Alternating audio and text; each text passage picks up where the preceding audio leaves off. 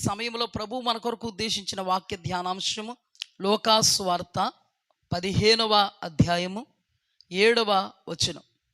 అటువలే మారు మనస్సక్కరలేని 99 నీతిమంతుల విషయమై కలుగు సంతోషము కంటే మారు మనస్సు పొందు ఒక్క పాపి విషయమై పరలోకమందు ఎక్కువ సంతోషం కలుగును. హల్లెలూయా. మహాగణుడైన దేవా, గడిచిన బైబిల్ స్టడీలో మీరు మాతో మాట్లాడినటువంటి మాటలు మేము ఎరుగుదుము. ఈ దినం దేవా, మీరు మాతో మాట్లాడబోతున్నటువంటి మాటలు శ్రద్ధగా వినుటకు, హృదయములో భద్రపరుచుకునుటకు, మంచి నేలగా మా హృదయాలను బాగు చేసుకుని నీ పాదాల ఎదుట నిలిచున్నాం. కృపగల తండ్రి, నూరంతలుగా ఫలించి నిమిత్తము మంచి నేలన పడిన విత్తనం వలె నీ విత్తనాన్ని మా హృదయములో నాటమని ప్రార్థిస్తున్నాం. ఎత్తుకుపోయేటువంటి సాతానుడు క్రియలు లయపరచండి. ఏ మాట మాట్లాడతావో ప్రభువా, మీరు మాతో మాట్లాడితే విషదపరచబడుతుంది. మీరు మాతో మాట్లాడితే మా మబ్బులు విడిపోతున్నాయి. మీరు మాతో మాట్లాడితే మేము గ్రహించగలుగుతున్నాం. కాదు, లేదు అని చెప్పుటకు వీలు లేదు. కృపగల తండ్రి, మీ సేవకురాలని నన్ను కృపతో జ్ఞాపకం చేసుకోండి దేవా. మేము మీరు వాడుకునేటువంటి సాధనాలు మాత్రమే. సమస్త మహిమ మీకే కలుగుగాక. మీ మాటలు వినడానికి మేము వారు వచ్చి ఉన్నాం. కృపతో నాతో మాట్లాడండి, మాతో మాట్లాడండి. మీ నామాన్ని హెచ్చించుకోండి. సైతానికి క్రియలు లయపరచండి. ప్రతి ఒక్కరూ ప్రభు వాక్యానుసారంగా జీవించడానికి, ప్రయాసపడడానికి, పోరాడడానికి మీ కృపను దయచేయమని యేసు అతి పరిశుద్ధ నామమున అడిగి వేడుకుని పొందుకుని ఉన్నాం పరమ తండ్రి. ఆమెన్. హల్లెలూయా. దేవుడు సాక్షాత్తు యేసుక్రీస్తు ప్రభువారు చెప్తున్న మాట ఏంటంటే, అటువలే మారు మనస్సు అక్కరలేని 99 నీతిమంతుల కంటే 99 నీతిమంతుల విషయమై కలుగు సంతోషము కంటే మారు మనస్సు పొందు ఒక్క పాపి విషయమై పరలోకమందు ఎక్కువ సంతోషం. హల్లెలూయా. ఇప్పుడు పరలోకమందు సంతోషం ఎవరి వలన కలుగుతుంది అంటే, మారు మనస్సు పొందిన ఒక్క పాపి వలన పరలోకమందు సంతోషం, దేవదూతలలో సంతోషం కలుగుతుంది. హల్లెలూయా. ఇక్కడ రాయబడిన మాట చాలా ప్రాముఖ్యం. మారు మనస్సు అక్కరలేని 99 మంది నీతిమంతుల విషయమై సంతోషం కంటే పరలోకములో సంతోషం ఒక్క పాపి మారితే. హల్లెలూయా. దేవుడికి స్తుతి కలుగుగాక. ఇక్కడ దేవుడు చెప్తున్నటువంటి సందర్భం ఏంటి అంటే, ఇక్కడ పరిసయ్యులు, శాస్త్రులు అంటే, శాస్త్రులు పరిసయ్యులు మనందరికీ తెలిసినట్టుగా గడిచిన వారం మనం ధ్యానం చేసుకున్నట్టుగా మేము ప్రత్యేకింపబడిన వాళ్ళం అనుకుంటారు వాళ్ళు. మేము పరిశుద్ధులు, మేము నీతిమంతులు, మేము అలా, మేము ఇలా.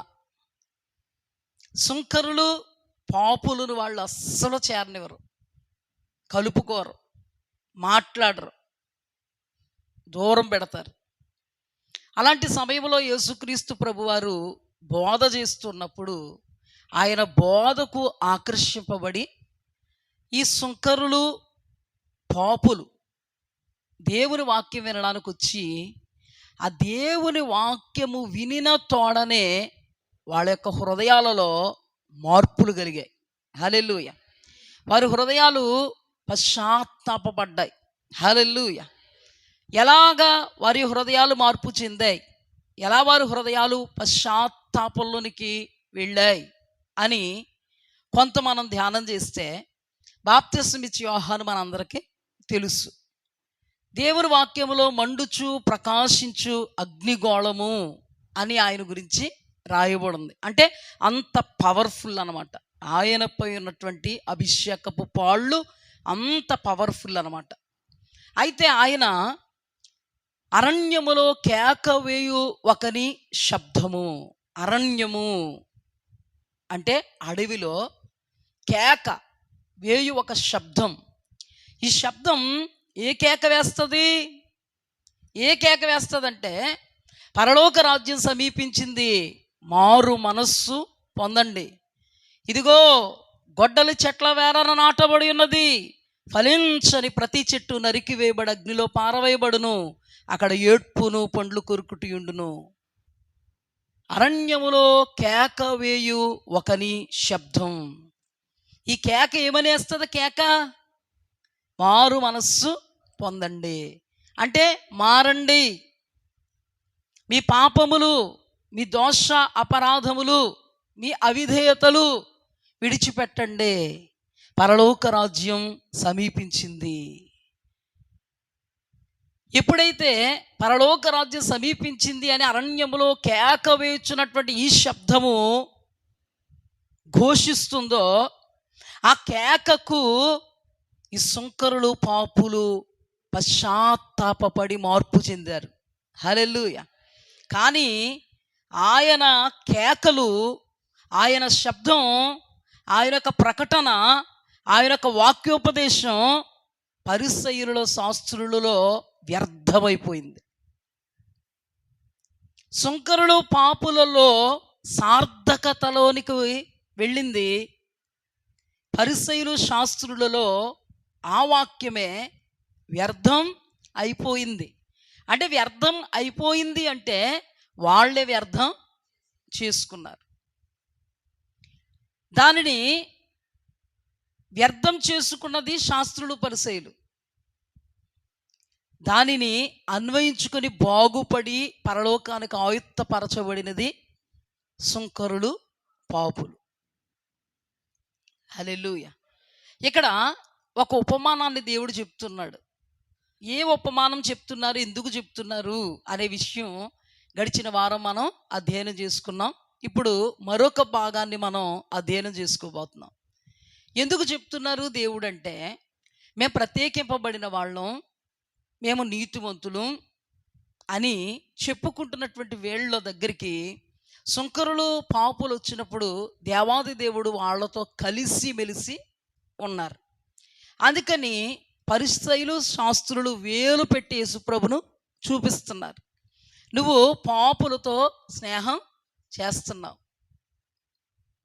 నువ్వు పాపులతో తింటున్నావు, నువ్వు పాపులతో త్రాగుతున్నావు అని దేవాది దేవుడిని వేలు పెట్టి చూపిస్తున్నప్పుడు దేవాది దేవుడు ఉపమానాలంకారంగా ఉపమానాలు చెప్పుకుంటూ వచ్చారు.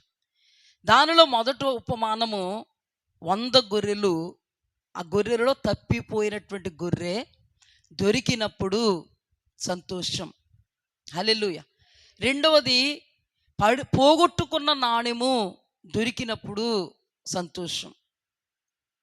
మూడవ సందర్భంగా దేవుడు చెప్పినటువంటి సందర్భం ఏ సందర్భం అంటే, ఒక మనుష్యునికి 2 కుమారులు ఉన్నారు.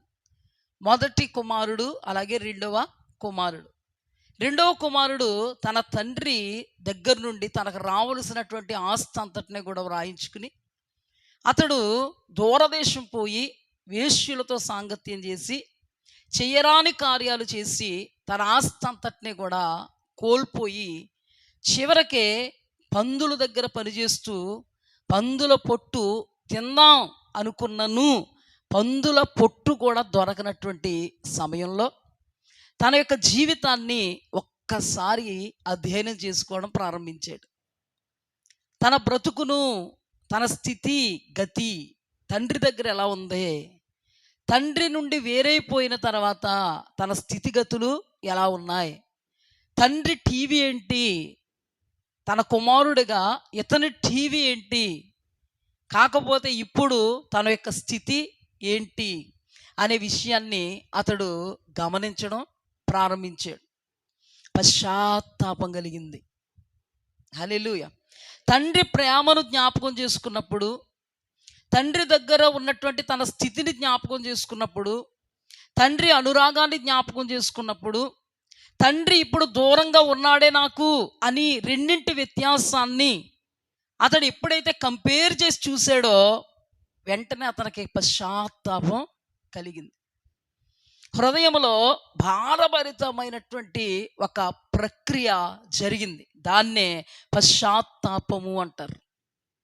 హల్లెలూయా, దేవునికి స్తుతి కలుగుగాక. పశ్చాత్తాపం ఎప్పుడైతే కలిగిందో ఒక నిర్ణయం తీసుకున్నాడు. ఏమనంటే, నా తండ్రికి విరోధంగా నేను బయటకు వచ్చేసాను. పరలోకానికి విరోధంగా అంటే దేవునికి కూడా విరోధంగా నేను పాపం చేశాను. నా తండ్రి నన్ను కుమారుడిగా స్వీకరించు అని అనడానికి నేను అర్హుణ్ణి కాదు. నా అర్హతను నేను కోల్పోయాను. నా తండ్రి దగ్గర పనివాళ్ళు సుభిక్షంగా బ్రతుకుతున్నారు. ఆకలి దప్పులు లేనటువంటి స్థితిలో అద్భుతంగా వారి యొక్క జీవనం కొనసాగుతుంది. కానీ నేను నా తండ్రితో వేరై పందుల దగ్గర అపవిత్రమైనటువంటి పందులతో సహవాసం చేయాల్సిన పరిస్థితి వచ్చింది. ఆ పందులు తినే పొట్టు కూడా నాకు దొరకలే. అంటే నా స్థితి ఎంత వైభవంగా ఉండేది, మహర్దశలో నేను ఉండేవాణ్ణి. కానీ నా ఆలోచన, నా వైఖరి, నా తీరు, నా ప్రవర్తన, నా పద్ధతి, నా స్థితి, నా గతి ఇది నన్ను దుర్దశలోనికి నడిపించింది. ఇది ఏమాత్రం మంచి పరిణామము కాదు. నేను మంచి మార్గములో లేను, వక్ర మార్గములో నేనున్నాను. ఇది సరి అయిన మార్గము కాదు అని తండ్రి దగ్గరికి వెళ్ళి, తండ్రి, నీ కుమారుణ్ణి అనిపించుకోవడానికి నాకు ఏమాత్రం యోగ్యత లేదు గనుక నీ కూలి వానిలో ఒకనిగా నన్ను చేసుకో నాయనా. కానీ తండ్రి కూలి వానిలో ఒకనిగా అతన్ని చేసుకోలేదు. అతను మెడ మీద పడి అతన్ని ముద్దు పెట్టుకుని ప్రశస్తమైన వస్త్రాలు తొడిగించి ఉంగరం పెట్టి కాళ్ళకు చెప్పులు తొడిగి గొప్ప విందు చేయిస్తూ ఉన్నాడు. హల్లెలూయా. యేసుక్రీస్తు ప్రభువారు చెప్పినటువంటి ఉపమానం. ఇప్పుడు ఈ తప్పిపోయినటువంటి కుమారుడు పశ్చాత్తాపపడ్డాడు. అవిధేయుడైనటువంటి కుమారుడు విధేయుడుగా మార్చబడ్డాడు. యోగ్యత లేదు, అర్హత లేదు అని గుర్తెరిగి పశ్చాత్తాప్తుడై, నేను యోగ్యుణ్ణి కాదు తండ్రి, అర్హుణ్ణి కాదు తండ్రి, కూలి వాళ్ళను ఒకరిగా నన్ను పెట్టుకొని కన్నీరు మున్నీరవుతూ ఉన్నాడు. అలాంటప్పుడు తండ్రి కరిగిపోయాడు. హల్లెలూయా, హల్లెలూయా. హత్తుకున్నాడు, మెడ మీద పడి ముద్దు పెట్టాడు, తన పూర్వపు వైభవాన్ని తిరిగి ఇచ్చాడు. హల్లెలూయా. మన దేవుడు పడిన స్థితిలో నుండి లేవనెత్తే దేవుడు. హల్లెలూయా, హల్లెలూయా. ఏ స్థితిలో నుండి పడ్డావో ఆ స్థితిలో నుండి లేస్తే తప్పక నీ పూర్వ వైభవాన్ని దేవునికి ఇవ్వగల సమర్థుడు. అందుకే దేవుని వాక్యములో తాను నిలుచున్నాను అని తలంచువాడు పడిపోకుండా జాగ్రత్తగా చూచుకోవలెను. ఇప్పుడు నిలుచున్నామని తలుస్తున్న వారు ఎవరు? ఇక్కడ పరిసయ్యులు, శాస్త్రులు. వీళ్ళు ఏమనుకుంటున్నారంటే, మేము నిలుచున్నాం, మేము నీతివంతులు, మా ప్రార్థనలు, మా ధర్మ కార్యాలు, మా దశమ భాగాలు, మేము ఎంత భక్తులు అంటే దాని అర్థం ఏంటంటే మేము నిలిచి ఉన్నాం. ఇప్పుడు దేవుడు ఎవరితో మాట్లాడుతున్నాడు? నిలిచి ఉన్నాం అనుకునేటువంటి వాళ్ళతో మాట్లాడుతున్నారు. నీతిమంతులు మేము అని అనుకుని తమ్మును తామే నీతిమంతులు అనుకుని దేవుని ఎదుట నీతి కాక మనుష్యులు ఎదుట మాత్రమే నీతిగా ఉన్నట్టుగా మేకప్ వేస్తున్న వాళ్ళతో దేవుడు మాట్లాడుతున్నటువంటి ఉపమానం ఇది. ఇక్కడ తప్పిపోయినోడు దొరికినప్పుడు అద్భుతంగా తన్నే దేవుడు హత్తుకున్నాడు. ఇక్కడ కూడా దేవుడు ఎందుకు చెప్తున్నాడో తెలుసా? మీరు సుంకరులను పాపులను హత్తుకుని నేను ఉంటే మీరు నన్ను వేలెత్తి చూపిస్తున్నారు. ఇప్పుడు ఈ సుంకరులు పాపులు ఎవరనుకుంటున్నారు? నా బోధకు తిరిగిన వాళ్ళు. హల్లెలూయా. పశ్చాత్తాపం పొందిన వాళ్ళు, మారు మనస్సు అనుభవంలోనికి వచ్చిన వాళ్ళు. వీళ్ళు పాపులే కానీ మారారు. హల్లెలూయా. దేవునికి స్తుతి కలుగుగాక. వీళ్ళు ఏమయ్యారు? రూపాంతరత అనుభవంలోనికి వచ్చారు. క్రీస్తునందున్న ఎడల నూతన సృష్టి, పాతవి గతించెను, సమస్తము నూతనమాయెను. హల్లెలూయా. వీళ్ళు నా దగ్గరకు వచ్చినప్పుడు వాళ్ళ పాత రోత జీవితాన్ని బట్టి పశ్చాత్తాపపడి ఒప్పుకొని విడిచిపెట్టారు. ఇప్పుడు వాళ్ళు నా యందు నూతనమైనటువంటి జన్మ అనుభవాన్ని కలిగి ఉన్నారు, రూపాంతరపు అనుభవాన్ని కలిగి ఉన్నారు, మారు మనస్సు కలిగినటువంటి అనుభవాన్ని కలిగి ఉన్నారు. మీ మనస్సు మారి నూతన మగుట వలన రూపాంతరము చెందుడి అని రాయబడిందే రోమాలో. ఇప్పుడు వీళ్ళు రూపాంతరము చెందిన వాళ్ళు. ఒక మాట చెప్పాలంటే అప్పుడు వరకు వీళ్ళు గొంగల పురుగులేమో, ఇప్పుడు వీళ్ళు సీతాకోక చిలుకలు అయ్యారు. హల్లెలూయా. ఎవరితో చెప్తున్నారు ఈ మాట? పరిసయ్యులు శాస్త్రులతో ఉపమాన అలంకారంగా చెప్తున్నారు. అంటే ఏంటి? వీళ్ళు పరిసయ్యులు శాస్త్రులు కంటే ఎవరిళ్ళు? నీతిమంతులు. ఇప్పుడు పరిసయ్యులు శాస్త్రుల కంటే నీతిమంతులు ఎవరో? సుంకరులు, పాపులు అని చెప్తున్నారు. ఇక్కడ కొంత ఆగుదాం. దీని గురించి నేను ఇంకా క్లారిఫికేషన్ ఇస్తాను మీకు. కొంత ఆగుదాం. మత్తయి సువార్త 21వ అధ్యాయము 28వ వచనం. మీకేమి తోచుచున్నది? ఒక మనుష్యునికి 2 కుమారులుండిరి. అతడు మొదటి వాని యొద్దకు వచ్చి, కుమారుడా, నేడు పోయి ద్రాక్ష తోటలో పని చేయమని చెప్పగా వాడు పోను అని ఉత్తరం ఇచ్చాను. కానీ పిమ్మట మనస్సు మార్చుకుని పోయాను. అతడు 2వ వాని యొద్దకు వచ్చి ఆ ప్రకారమే చెప్పగా వాడు, అయ్యా పోదున నేను, కానీ పోలేదు. ఇప్పుడు నేను ప్రశ్న వేస్తున్నాను మీకు, ఇంక చూడకండి అది. నేను మీకు ప్రశ్న వేస్తున్నాను. ఏంటంటే, ఒక వ్యక్తికి 2 కుమారులు ఉన్నారు. ఆ 2 కుమారుల్లో మొదటి వాడిని అన్నాడు, పొలంలో పనుంది నాయన, పోయి ఆ పొలంలో పని చేసుకుని రా అన్నాడు. వెంటనే పెద్ద కొడుకు అన్నాడు, నేను పోను డాడీ, నేను పనికి వెళ్ళను అని అన్నాడు. అన్నవాడు మరి ఏమైందో, తండ్రి మీద జాలి పుట్టిందో మరి ఏమైందో తెలియదు, కానీ పనికి వెళ్ళిపోయాడు. 2వ వాడి దగ్గరికి వచ్చి తండ్రి అన్నాడు, నాయన పొలంలో పనికి వెళ్ళు అన్నాడు. సరే నాన్న వెళతాను అన్నాడు. ఎంతసేపటికి వెళ్ళలేదు. ఇప్పుడు తండ్రి మాటను విన్నవాడు, విధేయత చూపినవాడు ఎవరో? వెళతాను అని వెళ్ళనివాడు కాదు, వెళ్ళను అని వెళ్ళినోడు మంచోడు అయ్యాడు. హల్లెలూయా. ఎందుకు ఈ ఉపమానం చెప్పారు తెలుసా? ఇక్కడ సుంకరులు, పాపులు కూడా వాళ్ళు పాపులే, పాపాత్ములను ముద్రింపబడిన వాళ్ళే. కానీ దేవుని వాక్ వచ్చినప్పుడు సెటరైట్ అయ్యి పరిశుద్ధులుగా మార్చబడినోళ్ళు. హల్లెలూయా. జక్కయ్య పాపే, అందరి దృష్టిలో జక్కయ్య పాపే, వీడు పాపి అన్నారు.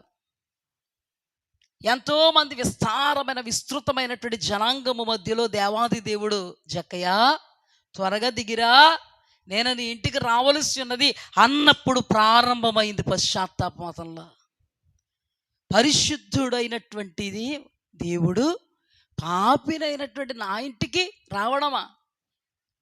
నేను పాపముతో నిండిన వాణ్ణి, ఆ పరిశుద్ధుడు అడుగు నా ఇంటిలో పడాలంటే నాలో పాపం పోవాలి అనుకుని వెంటనే పశ్చాత్తాప్తుడై హృదయములో వేదన చెంది, బాధనుంది, పశ్చాత్తాపమునుంది, తను చేసిన ప్రతి తప్పిదాన్ని జ్ఞాపకం చేసుకుని యేసు క్రీస్తు ప్రభు వారి ఎదుట అంటున్నాడు, అయ్యా నేను అన్యాయంగా ఎవరి యొద్దైనా ఏదైనా తీసుకున్నానే వారికి 4 అంతలు ఇస్తాను. అసలు సిసలైన మార్పు ఇది. రెండవది, నా ఆస్తి అంతట్లో సగ భాగాన్ని బీదలకు ఇచ్చేస్తాను. అప్పుడు అన్నాడు యేసుక్రీస్తు ప్రభువారు, ఇతడును అబ్రహాము కుమారుడే, ఈ ఇంటికి రక్షణ వచ్చింది. హల్లెలూయా. ఇప్పుడు ఈ పాపి పరిశుద్ధుడుగా మార్చబడ్డాడు. ఇప్పుడు ఈ పాపి పరిశుద్ధతను కొనసాగించి పరిశుద్ధుడుగా మరణించి పరిశుద్ధుని సరస్సున చేరగలుగుతాడు. హల్లెలూయా. ఎగ్జాక్ట్గా జక్కయ్య జీవితంలో జరిగినదే యేసుక్రీస్తు ప్రభువారు ఉపమానం చెప్తున్నటువంటి సందర్భంలో ఈ పరిసయ్యులు శాస్త్రులు ఎదుట ఉన్నటువంటి సుంకరులు పాపుల్లో జరిగింది. ఎగ్జాక్ట్గా అదే. ఏం జరిగింది? మారు మనస్సు వచ్చింది. హల్లెలూయా. బెస్ట్ ఎగ్జాంపుల్ ఏంటో తెలుసా? మన బాప్తిస్మిచ్చి యోహాను దేవుని వాక్కును ప్రకటిస్తూ ఉన్నప్పుడు పరిసయ్యులు శాస్త్రులు నిట్రాళ్ళగా నిలబడ్డారు, కరగని కొండల్లాగా నిలబడ్డారు. కానీ ఈ సుంకరులు పాపులు పశ్చాత్తాపడి ఆయన దగ్గరికి వెళ్ళి, అయ్యా మాకు బాప్తిస్మం ఇవ్వి, ఇక ముందు మేము ఎలా జీవించాలో చెప్పు, ఇక ముందు మేము ఎలా జీవించాలో చెప్పు. అద్భుతంగా ఇక ముందు అబ్రహాము సంతానంగా రక్షణార్థమైన మారు మనస్సుకు తగిన ఫలాలు ఫలిస్తూ బ్రతికారు. హల్లెలూయా. సామరీయ స్త్రీ కూడా పాపే. ఆమె హృదయములోనికి దూసుకుపోయిందండి దేవుని వాక్కు. వెంటనే హృదయములో పశ్చాత్తాపం కలుగుతుంది, చేసిన తప్పిదాన్ని ఒప్పుకుంటుంది. అయ్యా నువ్వు అన్నది సత్యం, నువ్వు ప్రవక్తవని నేను నమ్ముతున్నాను. వెంటనే పాపపు కుండను విడిచిపెట్టింది. హల్లెలూయా. ఈ దేహమును దేవాలయంగా మార్చుకుంది. ఈ దేహముల దేవాది దేవుడు కొలువు చేసుకుంది. కొలువు చేసుకుని ఈ దేహముతో స్వార్థ ప్రకటించడానికి వెళ్ళింది. దేవుడు కార్యం చేయడం ప్రారంభించాడు. గ్రామం అంతటినే మార్చగలిగింది. హల్లెలూయా. అర్థమవుతుందా మీకు? ఇక్కడ పాపులుగా జీవించిన వాళ్ళు అకస్మాత్తుగా పరిశుద్ధులైపోయారు. హల్లెలూయా. అకస్మాత్తుగా పరిశుద్ధులైపోయారు. వాళ్ళు పాపులు అని చూస్తూ ఉన్నారు. వాళ్ళు పరిశుద్ధులైపోయారు. వీళ్ళు నీతివంతులు అని నిలబడిపోయారు. దేవుడు అన్నాడు, మారు మనసక్కర్లేని నీతివంతులయ్యా మీరు. స్వనీతిని ఆధారం చేసుకుని బ్రతుకుతున్న నీతివంతులని డిక్లేర్ చేసి మీరు పరలోకం ప్రవేశించు వారిని కూడా ప్రవేశింపనీయరు. అంటే ఇక్కడ అప్పటికప్పుడు రూపాంతరత కలిగింది, అప్పటికప్పుడు మార్పు కలిగింది. వెంటనే వాళ్ళు ఎక్కడ ఉన్నారు? ఇప్పుడు పరలోక రాజ్యంలో ఉన్నారు. మత్తయి సువార్త 21:31. అందుకు వారు మొదటివాడే అనిరి. వీళ్ళకి అర్థమైపోయింది. ఇలాంటివన్నీ అర్థమైపోతాయి, బాగా అర్థమైపోతాయి. యేసుక్రీస్తు ప్రభు వారు ఎవరి కోసం చెప్పారో అర్థమైపోద్ది. ఎందుకో తెలుసా? యోసేపు అన్నలకి అన్నీ అర్థమైపోయినాయా?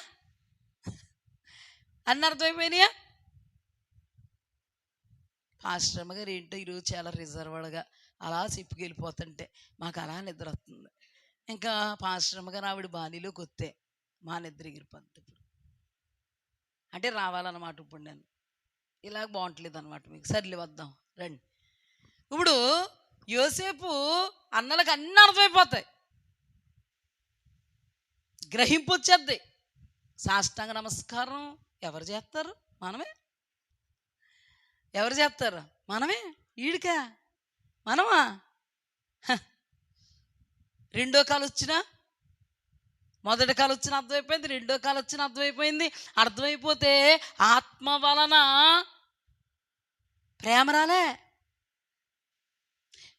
మరొక ఆత్మ వలన ధ్యాస వచ్చింది. నీకు కూడా అర్థమైపోతుందేమో వాక్యం. అర్థమైపోతున్నప్పుడు పాస్టర్మ గారి మీద ప్రేమ రావట్లేదేమో, నిద్ర వస్తుందట్టుంది, పగ ప్రతీకారం వస్తుందా? అయితే ఈ ఆత్మ వేరొక ఆత్మ, ఈ ఆత్మ మరొక ఆత్మ. ఇక్కడ జాగ్రత్తగా చెప్దాం. వీళ్ళకి అర్థమైపోయింది. ఎవరంటే మొదటివాడే అన్నారా లేదా? మొదటివాడు ఏం చేశాడు? నేను వెళ్ళను అన్నాడు, వెళ్ళిపోయాడు. బ్యాగ్ తగిలించుకుని అందులో ముంత పట్టుకుని వెళ్ళిపోయాడు. రెండోవాడు ఇలా చెప్పగానే నాన్న వెళ్ళిపోతాను అన్నాడు. భోజనం టైం అయితే బోంది అత్త కూర్చున్నాడు, వెళ్ళలేదు. పెద్దోడేడి వెళ్ళిపోయాడు. ఇప్పుడు ఏమంటున్నారు తెలుసా? మొదటి వారే అనిరి. 31 అందుకు వారు మొదటి వారు అనిరి. యేసు సుంకరులను వేశ్యులను మీకంటే ముందుగా దేవుని రాజ్యంలో ప్రవేశించుదరని మీతో నిశ్చయముగా చెప్పుచున్నాను. యోహాను నీతి మార్గమున మీ వద్దకు వచ్చెను, మీరు అతనిని నమ్మలేదు. అయితే సుంకరులు వేశ్యులు అతనిని నమ్మిరి. మీరు అది చూచి అతనిని నమ్మునట్లు పశ్చాత్తాప పడకపోయిరి. హల్లెలూయా. ఈ రోజుల్లో పాస్టర్స్ పశ్చాత్తాపం అనకండి అసలు. దైవజనులు మార్పు చెందాలి, దైవజనులు మనోనేత్రములు తెరవబడాలి.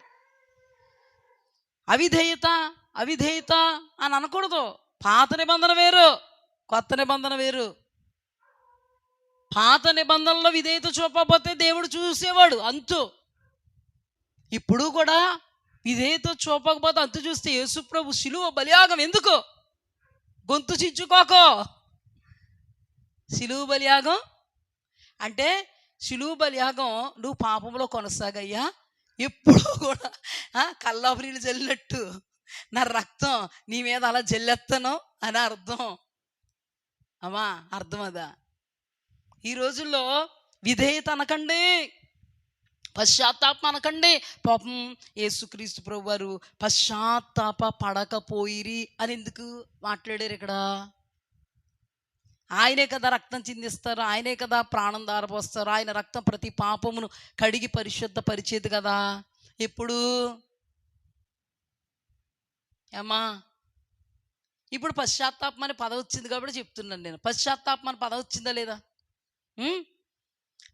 ఇప్పుడు కూడా విధేయత నేర్పకండి. విధేయత ఏంటి? విధేయత అన్నారు, అవునా?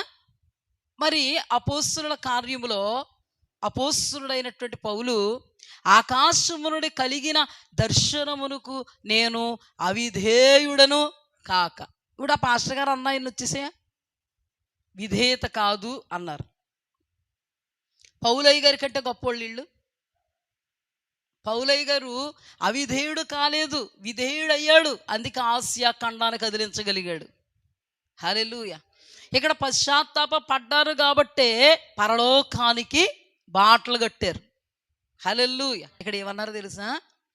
బాప్తిస్మమిచ్చు యోహాను మీ మధ్యలోకి వచ్చినప్పుడు మీరు బాప్తిస్మమిచ్చు యోహాను యొక్క వాక్కును త్రోశారు, తృణీకరించారు, పశ్చాత్తాపడి మారు మనస్సు పొందలేదు. కానీ సుంకరులు పాపులు అదే దైవజనుడు అయినటువంటి బాప్తిస్మమిచ్చు యోహాను చేసినటువంటి బోధకు పశ్చాత్తాపడి మారు మనస్సు పొంది పరలోకం ప్రవేశించారు. అవునా కదా? పశ్చాత్తాప పడాలా పడక్కర్లేదా? గ్రహించుకోవాలా వద్దా? సుంకరులు పాపుల్లాగా గ్రహించుకొని పశ్చాత్తాపడి మారు మనస్సు పొంది మారు మనస్సును కొనసాగించి మారు మనస్సుకు తగిన ఫలాలు ఫలిస్తే పరలోక రాజ్యములో మన ఫలం అధికమగును. ఇప్పుడు చూడండి, అందుకు యోహాను నీతి మార్గమును మీ వద్దకు వచ్చెను, మీరు అతన్ని నమ్మలేదు. అయితే సుంకరులు వేశ్యులు అతనిని నమ్మిరి. మీరు అది చూచి అతనిని నమ్మునట్లు పశ్చాత్తాప పడకపోతిరి. అసలు ఆయన ఏం బోధించాడు? మారు మనస్సు పొందండి, పరలోకం సమీపించింది. ఇప్పుడు పరలోకానికి వెళ్ళాలంటేనే మనకేం కావాలి? మారిన మనస్సు కావాలంటేనే మన స్థితిని వాక్యం ద్వారా మనం గ్రహించి ఆ స్థితి నిమిత్తం పశ్చాత్తాపము పొందాలి, ఒప్పుకోవాలి, యేసు రక్తములో కడుగుకోవాలి, మరలా శుద్ధీకరింపబడాలి. దేవునికి స్తుతి కలుగుగాక. ఇప్పుడు నేను మీకు ఫోకస్ చేస్తున్నది ఏంటో తెలుసా? యేసుక్రీస్తు ప్రభువారు ఎగ్జాక్ట్గా ఇక్కడ చెప్పినటువంటి మాట ఏంటి? మీరు పశ్చాత్తాప పడలేదు, కానీ సుంకరులు వేశ్యలు ఇక్కడ రాయబడింది. సుంకరులు వేశ్యలు అతను నమ్మిరి అంటే ఏంటి? సుంకరులు పాపులు అతనిని నమ్మిరి. యేసు సుంకరులు వేశ్యలు మీకంటే ముందుగా దేవుని రాజ్యంలో ప్రవేశించుదరని మీతో నిశ్చయముగా చెప్పుచున్నాను. ఇప్పుడు పాపి అని చూపిస్తున్నారే, మీరు చూపిస్తున్నంతసేపట్లో మీకు అర్థం అవ్వలేదు, కానీ వాళ్ళు పరిశుద్ధులు అయిపోవడం, పరిశుద్ధతను కొనసాగించడం, చచ్చిపోతే పరలోకం వెళ్ళిపోవడం అన్నీ జరిగిపోయినాయి. నువ్వు మాత్రం ఇంకేం చూస్తున్నావు? ఏమని చూస్తున్నావు? నిన్నేం చూసుకుంటున్నావు? నిన్నేం చూసుకుంటున్నావు?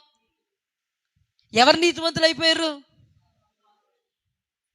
జాగ్రత్త సుమా, నిలుచున్నానని తలస్తున్నావేమో, పడిపోకుండా నువ్వు జాగ్రత్తగా చూసుకో. నువ్వు పడిపోయావు అని తెలియజేసేది వాక్.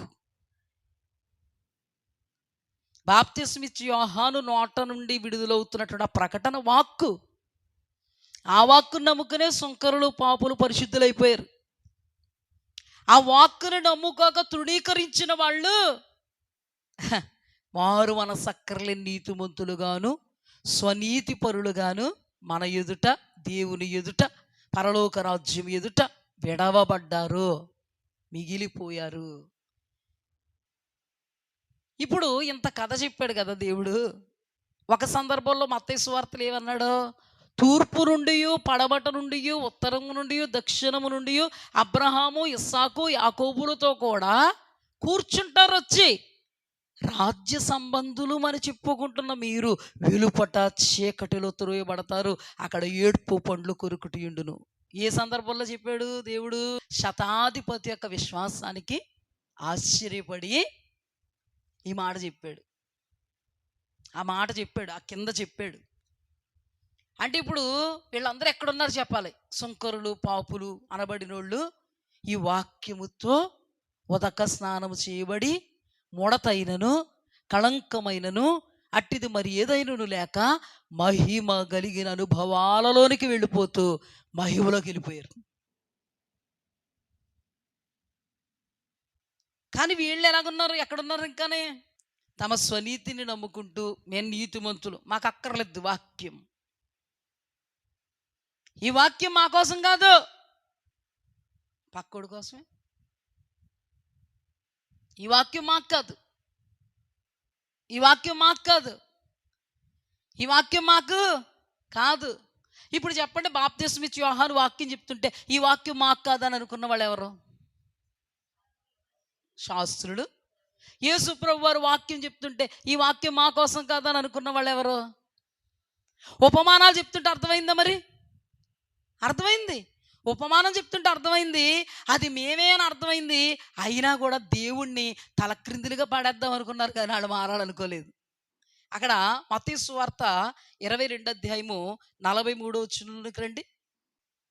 ప్రభువు ఉపమానం చెప్పిన తర్వాత 43 మత్తయి 22:43. కాబట్టి దేవుని రాజ్యము మీ యొద్ద నుండి తొలగింపబడి దాని ఫలమిచ్చు జనులకి ఇయ్యబడునని మీతో చెప్పుచున్నాను.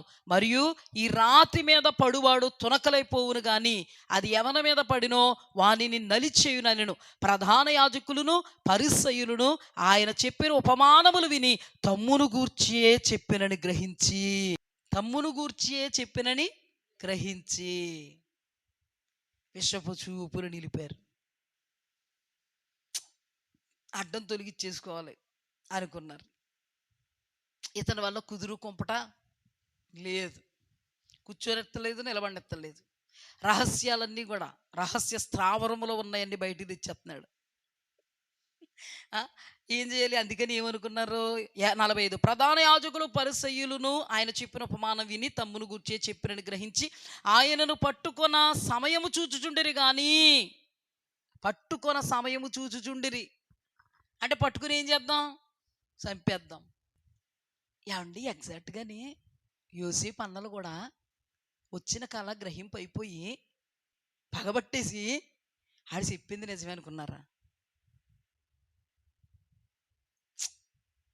మనమేమో పాపాత్ములం అయిపోతే, వాడేమో పరిశుద్ధుడైపోతే, మన పాపాల చిట్టాలోకి వాడు చేరకున్నాడు కాబట్టే వాడికి దేవుడు అద్భుతమైనటువంటి దర్శనాలు ఇచ్చి ఫ్యూచర్లో అలా నిలబెడతామని బయలుపరిచాడు రా అని గ్రహింపు వచ్చింది వాళ్ళకి. విషం చూపు వచ్చిందా? వాళ్ళు కూడా చంపేద్దాం అనుకోలేదు. కలలు గనేవాడు వస్తున్నాడు, రోయ్ వీడిని చంపి పాతెత్తి వీడు కలలేమవునో. వజ్రాలు కదమ్మా, కదా. వాళ్ళలో ఉన్నది వేరొక ఆత్మ. అసలు ఎలా అర్థం చేసుకోవచ్చు వీళ్ళని కానీ వాళ్ళని కానీ?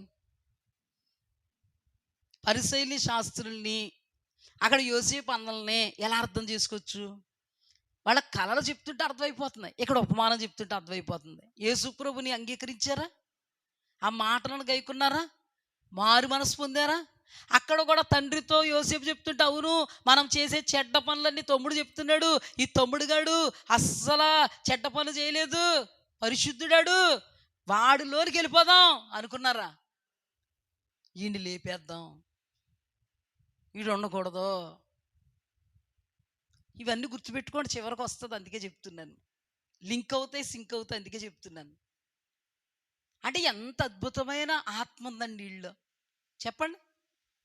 అంటే వీళ్ళలో ఉన్న ఆత్మ పరిశుద్ధాత్మ, చెప్పండి, పరిశుద్ధాత్మ కాదు. వాళ్ళలో ఉన్న ఆత్మ పరిశుద్ధాత్మ. పరిశుద్ధాత్మ ఎలా పనిచేస్తా చెప్తున్నాడు. ఇది చాలా ప్రాముఖ్యం, అందుకే చెప్తున్నాను. ఇక ముందు వచ్చేటువంటి ఉపమానములు ఇది మీకు తగులుద్ది ఈరోజే.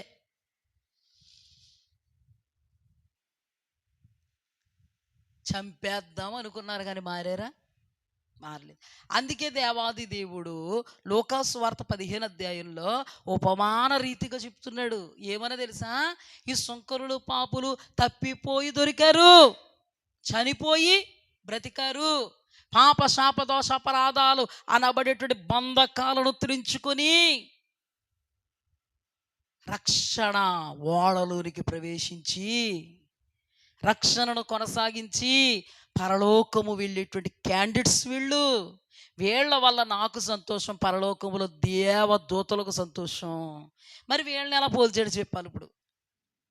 ఇప్పుడు తప్పిపోయిన కుమారుడు దొరికాడు, చనిపోయి బ్రతికాడని విందులు చేస్తూ చక్కగా అతనిని అలంకరించి అతని స్థానాన్ని అతనికి ఇచ్చాడా? ఆ తర్వాత అన్న క్యారెక్టర్ ఎలా ఉందో చూడాలి. ఈ అన్న క్యారెక్టర్ ఏ క్యారెక్టర్ ఇప్పుడు ఈ లెక్కల్లోని, అంటే మన భాషలో ఈ లెక్కల్లోని ఏ క్యారెక్టర్ అందాం? తప్పిపోయిన కొడుకేమో ఏ క్యారెక్టర్ అంటే ఇప్పుడు మనకు అర్థమైపోయింది వాక్యం. తప్పిపోయిన కుమారుడు ఏ క్యారెక్టరు? ఎవరికి దేవుడు పోల్చి చెప్పాడు? ఎస్, పాపులు, అంటే సుంకరులకి పాపులకి. ఇప్పుడు దేవుడికి ఎవరు ఇష్టమయ్యారు? ఎవరి వల్ల సంతోషం వచ్చేసింది దేవుడికి? తప్పిపోయి ఎవరు దొరికేశారు? ఇప్పుడు పెద్దోడు ఏ క్యారెక్టరు చెప్పండి అమ్మా? శాస్త్రులు పరిసయ్యుల క్యారెక్టర్లోకి వద్దాం. ఇప్పుడు ఏమండి, తమ్ముడు ఎప్పుడో పోయాడు, ఏదో అయ్యాడు. సహోదర ప్రేమ అంటే ఏంటి? కడుపు తీపి అంటే ఏంటి? మన కుటుంబాల్లోనే ఎగ్జాక్ట్గా మన తమ్ముడు, వాళ్ళ తమ్ముళ్ళు, మీ తమ్ముళ్ళు లేరని అనకుండా అందాక అడ్జస్ట్ అవ్వ.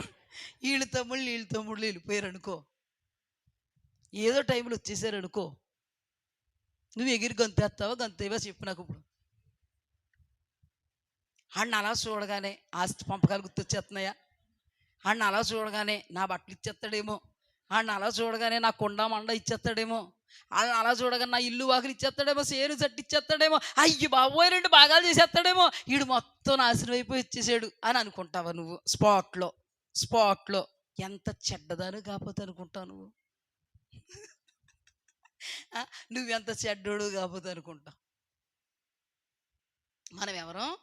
సహోదరులు. దేవుడేమన్నాడు? తన సహోదరుని ద్వేషించువాడు నరహంతకుడు. ఏ నరహంతకుని యందు నిత్య జీవం అనబడే పరలోకం ఉండదు. ఇది ఆషామాషిగా చెప్పిన మాట అంటూ కాదు. ఇక్కడ జరిగిన సందర్భం ఏంటో తెలుసా? చిన్న కొడుకు వచ్చేసాడు, ఏడుచుకుంటూ వచ్చేస్తున్నాడు, చింపురు గొడ్డలతో, అంటే చిరిగిపోయిన బట్టలతో ఏడ్చుకుంటూ వస్తున్నాడు. తండ్రి అప్పటికే చూస్తున్నాడేమో, ఏడ్చుకుంటూ వచ్చిన వాడి దగ్గరికి పరిగెత్తుకుని వెళ్ళిపోయాడు, హత్తేసుకున్నాడు. బోల్డ్ మంది పనోళ్ళేమో వాళ్ళ దగ్గరికి తీసుకొచ్చి, నా కొడుకు వచ్చేసాడు రోయ్, అదిగో ప్రశస్తమైన వస్త్రాలు తీసుకురండి, చెప్పులు తొడగండి, బంగారు ఉంగరం తీసుకురండి, కొవ్వు పోయిన దూడను వధించండి, మీ అందరికి పండగ సంబరం, ఈరోజు పెద్ద విందు, మా పెద్దోడు రావాలా, మా చిన్నోడు రావాలా, ఏమి లేవు పాపం తండ్రికి. మా పెద్దోడు ఏమన్నా అనుకుంటాడేమో. ఆ ప్రేమ అలాంటిది. అప్పుడు గబగబా సమస్తమును కూడా సిద్ధపరిచేస్తుంటే డప్పులు, మేళాలు, ఆనందం, సంబరం, మహోత్సవం వినబడిపోతుంది పెద్దోడికి. చేలో నుంచి వచ్చాడు కష్టపడి పాపం. పని చేసాడు అనుకోకండి, పనులు పెట్టి చేయించి వచ్చాడు. వచ్చేటప్పటికి డప్పులు మేళం వినబడేటప్పటికి పనుని పిలిచాడు. అంటే కొంచెం అర్థమవుతుంది లైట్గా. వచ్చేసేటట్టు కొంప తీసాడు. ఎంత ప్రేమో కదా. ఏమనుకున్నాడు అది చెప్పేశాడు పన్నుడు. ఏం లేదండి, మీ తమ్ముడు గారు వచ్చేసారండి. లోపల అనుకున్నాడు వీడికి ఎందుకంత సంతోషం అని. వెళ్తలేదు ఇంట్లోకి. మీ తమ్ముడు వచ్చేసాడండి, అందుకని మీ నాన్నగారు మీ తమ్ముడిని ఇలాగ అలంకరించి కొవ్విన దూడను వధించి సంభ్రమం మహా ఉత్సవాన్ని చేయిస్తున్నాడండి అనగానే అక్కడి నుంచి దేవుని పాట పాడుకుంటూ వచ్చినాడు. ఒకసారి వచ్చినాడు, హరించుకుపోయింది అంతానే, ఎగిరిపోయింది. ఏమి ఎగిరిపోయింది? సంతోషం ఎగిరిపోయింది, ఉల్లాసం ఎగిరిపోయింది, ఉత్సాహం ఎగిరిపోయింది, అది ఎగిరిపోయింది, ఇది ఎగిరిపోయింది. ఇంట్లోకి రావట్లే. ఏమండి పెద్ద అబ్బాయి గారు వచ్చారండి. ఏడి పెద్ద కొడుకు అంటే బయట ఉన్నాడు. ఆవిడ తండ్రి వెళ్ళి, బాబు రామ్మ లోపలికి అంటున్నాడు తండ్రి. నేను రాను. ఏం బాబు మీ తమ్ముడు వచ్చాడు, నాకు ఇప్పుడన్నా చేసేవిలాగా డప్పులు మేళాలు పెట్టించావా, ఎంత విందు చేయించావా నా కోసం, పుట్టినరోజు పండగ కూడా చేయించలేదు నాకు. ఎంతేలా వాడేమో వేశ్యలతో తిరిగి చెడిపోయి పనికి మాలిన పనులన్నీ చేసుకుని వచ్చి దేహి అని నీ ఇంటికి వస్తే నెత్తి మీద పెట్టుకుంటావా? ఏ రోజైనా వాడు చేసినట్టు నేను చేసానా నీకు? అంటే ఏంటి, నేను ఎంత నీతివంతుడిని అర్థం చూపిస్తానమాట. నేను ఎప్పుడన్నా చేశానా? ఏ ఆజ్ఞ అన్నా మీరేనా? నీకు ఎప్పుడన్నా అవమానాన్ని కలిగించానా? నీ మోసేతి కిందే ఉంటున్నాను, నాకు ఎప్పుడన్నా చేసావా? వాడికి చేస్తున్నావు. అలా కాదు బాబు, రా ఫంక్షన్కి అందరూ వచ్చేసారు, సూట్ ఇట్టడంలో నాకు సూట్ వద్దు, ఏమొద్దు, నేను రాను, నేను ఇక్కడే ఉంటాను, నేను రాను. తండ్రి బ్రతిమలాడుతున్నాడంట, బాబు రామ్మా, నీ తమ్ముడే చచ్చిపోయి బతికేడురా. చదువుతున్నాను చూడమ్మా, లోకాసు వార్త 15:22. అయితే తండ్రి తన దాసులను చూచి ప్రశస్త వస్త్రములు త్వరగా తెచ్చి వీటికి కట్టి వీని చేతి కొంగను పెట్టి పాదములకు చెప్పుడు తొడిగించుడి, కొవ్విన దూడను తెచ్చి వధించుడి, మనము తిని సంతోషపడుదుము. ఈయన కుమారుడు చనిపోయి మరలా బ్రతికిన తప్పిపోయి దొరికినని చెప్పాను. అంతటా వారు సంతోషపడసాగిరి. అప్పుడు అతని పెద్ద కుమారుడు పొలములో ఉండెను. వాడు పొలములో నుండి వచ్చుచు ఇంటి దగ్గరకు రాగా వాయిద్యములు నాట్యములు జరుగుతూ విని దాసులలో ఒకని పిలిచి ఇవి ఏమని అడగగా ఆ దాసుడు అతనితో, నీ తమ్ముడు వచ్చి ఉన్నాడు, అతడు తన యొద్దకు సురక్షితముగా వచ్చినందున నీ తండ్రి కొవ్విన దూడను వధించాను. అయితే అతడు కోపపడి లోపలికి వెళ్ళనొల్లకపోయాను గనుక అతని తండ్రి వెలుపులకు వచ్చి లోపలికి రమ్మని బతిమాలుకొనెను. అందుకు అతడు తన తండ్రితో, ఇదిగో ఇన్నేండ్ల నుండి నిన్ను సేవించుచున్నానే, నీ ఆజ్ఞను నేను ఎన్నడూ మేరలేదే, అయినను నా స్నేహితులతో సంతోషపడినట్లు నీవు నాకు ఎన్నడూ ఒక మేకపిల్లనైనను ఇయ్యలేదు. అయితే నీ ఆస్తిని వేశ్యలతో తినివేసిన నీ కుమారుడు రాగానే వీని కొరకు కొవ్విన దూడను వధించితుమని చెప్పాను. అందుకు అతడు, కుమారుడా, నీవెల్లప్పుడూ నాతో కూడా ఉన్నావు, నావన్నీ నీవి, మనము సంతోషపడి ఆనందపడుట యుక్తమే. ఈ నీ తమ్ముడు చనిపోయి బతికెను, తప్పిపోయి. ఇతనేమన్నాడు, నేను రాను, నాకు ఎప్పుడైనా ఒక మేకపిల్లని కూసేవా, నేను రాను. అలా కాదు నాయన, లోపలికి రా. తండ్రి బయటికి వెళ్ళి, ఈయన బయట ఉండిపోయాడు, లోపలికి రానంటున్నాడు. తండ్రి బయటకు వెళ్ళి బ్రతిమాలుతున్నా, నేను రాను, నాకు ఎప్పుడన్నా అది చేసావా, నాకు ఇది చేసావా, నన్ను ఇలా చూసావా, నన్ను అలా చూసావా, ఆడితో కంపేర్. జాగ్రత్త, అర్థమవుద్ది. కంపేర్ చేసుకుంటున్నాడు. చేసుకుని ఏమంటున్నాడు, నీ ఆజ్ఞను నేను ఎప్పుడైనా మీరి తినా, నేను అంటాను, నువ్వు ఎప్పుడు మేరలేదు కానీ ఇప్పుడు వీరు. అవునా? చూసా వీళ్ళు మేము నిలుచున్నాం అనుకుంటారు వీళ్ళు. ఏమంటున్నాడు? నేను నీ ఆజ్ఞను ఎప్పుడైనా మీరితినా? ఎవరితో? తండ్రితో. మరి ఇప్పుడు ఏం చేసితివి? ఇంట్లోకి రాకుంటివే మీరితిని. నేను కూడా వచ్చి బతిమాల రాకుంటివే మీరితిని. ఎందుకు రానంటివి? అసూయ. ఎందుకు రానంటివి? కోపం. ఎందుకు రానంటివి? ద్వేషం. దేవుని ఆత్మకు కోపం ద్వేషం ఉండొచ్చా? దేవుని ప్రేమలో పగ ప్రతీకారం ఉండొచ్చా? క్షమాపణ ఉండొచ్చా? ప్రభువు ఏమన్నాడు తెలుసా?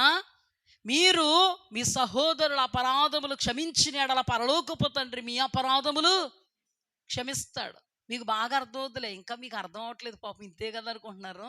మీకు బాగా అర్థం అవుద్ది, టైం అని చెప్తాను. ఇప్పుడు ఇతను తప్పిపోయి దొరికినోడు తండ్రికి సంతోషం అంత ఉన్నప్పుడు మరి అన్నకు సంతోషం ఉండొద్దా? అన్నకు సంతోషం ఉండొద్దా?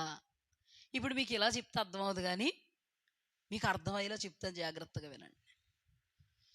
యాకోబు తన కుమారుడైన యోసేపుకు విచిత్రమైనటువంటి అంగీ కుట్టించాడు. ఎందుకు కుట్టించాడు? వృద్ధాప్య దశయందు పుట్టిన కొడుకు ప్లస్ రాహేలును అమితంగా ప్రేమించాడు. రాహేలు కనిన కొడుకు. రాహేలు కూడా చనిపోయింది. ఆ ప్రేమకు చిహ్నంగా, గుర్తుగా తన కుమారుణ్ణి వీళ్ళందరికంటే అధికంగా ప్రేమించడానికి అతనికి మనస్సు ఉంది. ఇప్పుడు యోసేపు అన్నలు మంచోళ్ళ చెడ్డోళ్ళ? మనకంత వాక్యం విన్నాం కాబట్టి ఇప్పుడు చెప్పేయగలుగుతున్నాం కదా, మంచోళ్ళ చెడ్డోళ్ళ. ఇప్పుడు ఈ పెద్ద కుమారుని ఎందుకు చెప్పలేకపోతున్నాం అంటే చెప్తాను, జాగ్రత్తగా వినండి. మంచోళ్ళ చెడ్డోళ్ళు అంటే చెడ్డోళ్ళు. ఇప్పుడు వాళ్ళు మంచి వాళ్ళు అయితే ఏమని అర్థం చేసుకోవాలి? అయ్యో రాహేలు పిన్నేలే రాహేలు పిన్ని ఏమైంది? చనిపోయింది. జాగ్రత్తగా అర్థం చేసుకోండి. ఇప్పుడు వృద్ధాప్య దశ పుట్టినోడు కాబట్టి ఆడు చిన్నోడు. మనందరికి పెళ్ళిళ్ళు అయిపోయినాయి, మనం పెద్దోడు అయిపోయాం, మనకి పిల్లలు పుట్టేశారు, అంతా బాగుంది. ఆడు ఏదో చిన్నోడు. ఆడు ఏదో పట్టుకుని పాపం తల్లి లేదని నాన్న వాడికి విచిత్రమైన అంగి కుట్టించి ప్రేమగా చూస్తున్నాడు రా అని అనుకుంటే సమస్య ఉంటుందా? వాడినే చూస్తున్నాడు రా అన్నప్పుడు మాత్రం సమస్య. వాడికే కొంటున్నాడు రా అన్నప్పుడు సమస్య. వాడినే ముద్దెట్టుకుంటాడు రా అన్నప్పుడు సమస్య. వాడి మాట ఏంటాడు రా అన్నప్పుడు సమస్య ఎక్కువైపోద్ది. అవునా? ఇంకొక విషయం, చెడ్డ సమాచారం అంతా చెప్తుంటే వీళ్ళు బుద్ధున్న వాళ్ళు అయితే మనం చేసేది తప్పు, చెడు పనులు, చెడ్డ పనులు, దుష్ట పనులు, వాక్యములు ఇలాంటివి చేయకూడదని ఉన్నాయి. మనం వీటిని బట్టి చెడ్డోళ్ళం అయ్యాం. అందుకని ఈ మంచోడు వెళ్ళి నాన్నతో చెప్పాడు, నాన్న 2 తిట్లు తిట్టాడు, అయ్యయ్యో ఈ చిన్నోళ్ళలాగా ఉండాలి అని అనుకుంటే సమస్య ఏమన్నా ఉందా? వాళ్ళు అలాగనుకోకుండా ఏమన్నా అనుకున్నారు? చెప్తున్న వీడిని లేపేయాలి. అవునా? అంటే వాళ్ళ స్వభావం ఎలాంటి స్వభావం? దేవుని ప్రేమ తత్వం ఉందా? దేవుని ఆత్మ వాళ్ళలో ఉందా? దేవుని వాక్యం వాళ్ళలో ఉందా? అంటే దేవుడే లేకపోతే దేవుని వాక్యం ఎలా ఉంటుంది? దేవుడే లేకపోతే దేవుని ప్రేమ ఎలా ఉంటుంది? దేవుడే లేకపోతే దేవుని ఆత్మ ఎలా ఉంటుంది? అర్థం చేసుకునేలాగా అర్థం చేసుకున్నారా? అపార్థాలు చేసుకున్నారా? ఇంకొక విషయం, చక్కగా కళలు వచ్చాయి. కళలు చెప్తుంటే మనవాళ్ళకి గ్రహింపు అయిపోయి అయ్యో మన పాపంలో ఎప్పుడైనా వచ్చాడా? మన ఎదుటే వాడు సాక్ష్యాన్ని ఎంత అద్భుతంగా కాపాడుకున్నాడు. అసలు వాడిలో సున్నైనను పొల్లైనను తప్పిపోయిన పరిస్థితి ఉందా వాక్యంలోంచి? అసలు ఆ చిన్నోడును చూసి ఎంత నేర్చుకోవాలరా మనం? అసలు ఎక్కడైనా వాక్యానికి విరోధం లేదే, ఎప్పుడూ మనలో చేతులు కలిపినోడు కాదే. అందుకే దేవుడు అంత ప్రణాళిక వేసుకున్నాడు చిన్నోడి మీద అని పెద్దోడు రూబేన్ చెప్పాడా? వీళ్ళండి వయసు పెరుగుద్ది కానండి వీళ్ళకి ఏం పెరగదు. పెద్దోడు చెప్పాడా? పోనీ చిన్నోడు చెప్పాడా? వీళ్ళు కత్తులు వేసుకుని వెళ్ళిపోవడానికి ముందు కానీ చెప్పారా? ఇప్పుడు చెప్పండి, వాళ్ళు మంచోళ్ళ? ఏ క్రియలు ఉన్నాయి వాళ్ళలో? సత్క్రియల, దుష్క్రియల? దేవుడికి సంబంధించిన క్రియల, సాతానికి సంబంధించిన క్రియల? ఇప్పుడు చెప్పండి, వాళ్ళని మీరు ఏమని పిలుస్తారు? దుష్ట సంబంధి అంటారా?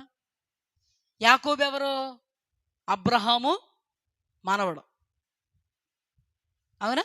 వీళ్ళందరూ ఎవరు? అబ్రహాము సంతానం. జక్కయ్య విషయంలో యేసుక్రీస్తు ప్రభువారు ఏమన్నారు? ఇతడును అబ్రహాము కుమారుడే. అద్భుతం ఏంటంటే అబ్రహాము కుమారుడు అని పిలువబడిన వీళ్ళు మాత్రం అబ్రహాం తాతకు దూరంగా ఉన్నారు. అర్థమైందా లేదా? అంటే పేరుకు మాత్రం వీళ్ళు భక్తులు, మొక్కజొన్న పొత్తులు కదా పేరుకి, కానీ వీళ్ళలో ఏముండదండి. సత్క్రియలు ఉన్నాయా? మేము యూదులు అని చెప్పుకున్నారు, అబ్రహాము సంతానం అని చెప్పుకున్నాళ్ళు, వాళ్ళలో సత్క్రియలు ఉన్నాయా? అందుకే పెద్దోడిని వాళ్ళతో పోల్చాడు. పెద్దోడు ఏమంటున్నాడు? మీకు అర్థమైంది ఇప్పుడు. యోసేపు అన్నల్లో ఏమున్నాయో ఎగ్జాక్ట్గా ఈ అన్నలోనే అవి ఉన్నాయి. ఎందుకున్నాయండి పాస్టర్ గారు అంటే, తండ్రికి ఎంత ప్రేమ ఉందో సహోదరుని మీద అన్నకు కూడా అంతే ఉండాలి, ఉండకూడదా? రక్త సంబంధమా కాదా? చచ్చిపోయిన వాళ్ళలాగా బ్రతికొచ్చాడు, చచ్చి తిరిగి వచ్చాడు, మారొచ్చాడు, చక్కగా హత్తుకొచ్చా. కానీ ఈయన ఎక్కడికి వెళ్ళిపోయాడు తెలుసా? స్వార్థం, అసూయ, ఈయన్ని ఎందుకు చేర్చుకోవాలి అంటే, పెద్ద అబ్బాయి నీ ఉద్దేశం ఏంటంటే తన్ని తరివేయాలి నాన్న, ఇప్పుడు చేర్చుకోకూడదు. దాన్ని కర్కశం అంటారా కాదా? ప్రేమ అన్నట్టుగా ఏమన్నా కనబడుతుందా మీకు? లేకపోతే మీరు కూడా ఆలోచనలోకి వెళ్ళారు అదే న్యాయం అండి, మరి ఈడు ఆటోలోకి వచ్చాడా? మీరు కానీ అక్కడికి వెళ్ళారా? అలాగే వెళ్ళకండి అమ్మా. అలాగే వెళ్తుంది వాక్యక్రమం కాదు, న్యాయం కాదు అది. అక్కడ అన్నలో తమ్ముడిని అర్థం చేసుకునేలాగా అర్థం చేసుకున్నారా? ఎగ్జాక్ట్గా ఇక్కడ అన్న తమ్ముడిని అర్థం చేసుకునేలా అర్థం చేసుకున్నాడా? అక్కడ యోసేపుని తండ్రి ఇష్టపడుతున్నాడు, ఎందుకు ఇష్టపడుతున్నాడు అని వాళ్ళు అర్థం చేసుకున్నారా? ఇక్కడ తండ్రి ఇష్టపడుతున్నాడు, ఎందుకు ఇష్టపడుతున్నాడు? తప్పిపోయి దొరికాడు, చనిపోయి బ్రతికాడు. తండ్రి అర్థం చేసుకున్నట్టు వాళ్ళు అర్థం చేసుకున్నారా? చంపేయాలనుకున్నారా? కలలు వచ్చినప్పుడు అసూయపడ్డారా? మరింత ద్వేషపడ్డారా? పగొచ్చేసిందా? మరి ఇక్కడికి ఈయనకి అన్నీ వచ్చేసాయి. అక్కడ డప్పులు మేళ వినబడేటప్పటికే గుండెల్లో డప్పు వచ్చేసి, అవునా కదా? ఏమైపోయినాయి? అక్కడ డప్పులు, ఇక్కడ డీజే. ఆయనకి ఏమైపోతుందో తెలుసా? డప్పులు ఆపమని ముందు గుండె ఏమైపోతుంది? వైబ్రేట్ అయిపోతుంది. అన్నాడా లేదా? ఈ డప్పులన్నీ ఎందుకు, మా తమ్ముడు వచ్చాడా అని పరిగెత్తుకొచ్చాడా? అసలు మామూలుగా అయితే రావాలా వద్దా? ప్రేమ అంటే ఏంటి? దైవ ప్రేమ అంటే ఏంటి? ప్రేమ, సంతోషం, సమాధానం, దీర్ఘశాంతం, దయాళుత్వం, ఆశానిగ్రహం, మంచితనం, విశ్వాసం. హల్లెలూయా. ఎప్పటికైనా మా తమ్ముడు మారి రావాలి అని ప్రార్థన చేసేవాడిలో ఒకడు ఉన్నాడా? చెప్పండి. నువ్వు ఉంటావా? ఖచ్చితంగా ఉంటావు కదా, నువ్వు ఖచ్చితంగా ఉంటావు కదా. ఉండకపోతే ఈ బాపద జాతవారి ఎవరి కోసం చేయాలి ప్రార్థన? ప్రభువా, నా ఇరుగు పొరుగు, నా తల్లింటోళ్ళు, నా తండ్రింటోళ్ళు, నా అత్తింటోళ్ళు, నా మామింటోళ్ళు మా ముఖాంతరంగా రక్షణ పొందాలి, విమోచన పొందాలి, విడుదల పొందాలి. చచ్చిన స్థితిలో ఉన్నారయ్యా, బ్రతకాలి. తప్పిపోయిన స్థితిలో ఉన్నారయ్యా, నీకు దొరకాలని ప్రార్థన చేస్తే దేవుని దృష్టిలో నువ్వు మంచి క్యారెక్టర్. ప్రార్థన చేయకపోతే అన్న క్యారెక్టర్. ఏ రోజన్నా చేసి ఉంటాడంటావా? ముఖస్థుతిగా చేసి ఉంటాడు. ఎప్పుడో తెలుసా? కుటుంబ ప్రార్థనలో తండ్రి కొడుకులు ఇద్దరు కూడా ఉండుంటారా? తండ్రి అర్థమవుతుందా వాక్యం? తండ్రి చేస్తాడా ముఖస్థుతికి? తమ్ముడు అన్న చేస్తాడా? పైకి ప్రభు మా తమ్ముడు తీసుకొచ్చే, ఆడ అస్సలు రాకూడదు. నవ్వారు కదా కదా, నవ్విన తప్పే అనుకోకండి, నవ్వారు కదా. మీరు కూడా కొన్ని సందర్భాల్లో ముఖస్థుతిగా చేస్తున్నట్టుగా నాకు ఆత్మలో బయలుపరచబడుతుంది. ఆడపడుచు అంటే ఇష్టం ఉండదు, వదిలిగారంటే ఇష్టం ఉండదు, తోటికోళ్ళంటే ఇష్టం ఉండదు, నాశనం అయిపోవాలన్నట్టు. కానీ కుటుంబ ఆరాధనలో కూర్చోగానే ప్రభా మా ఆడపడుచుల కుటుంబాన్ని దీవించే, మా అత్తగారిని ఆశీర్వదించే ప్రభు, ఇంకా లోపల ఇంకెందుకు ఇప్పటికే చంపుతుంది.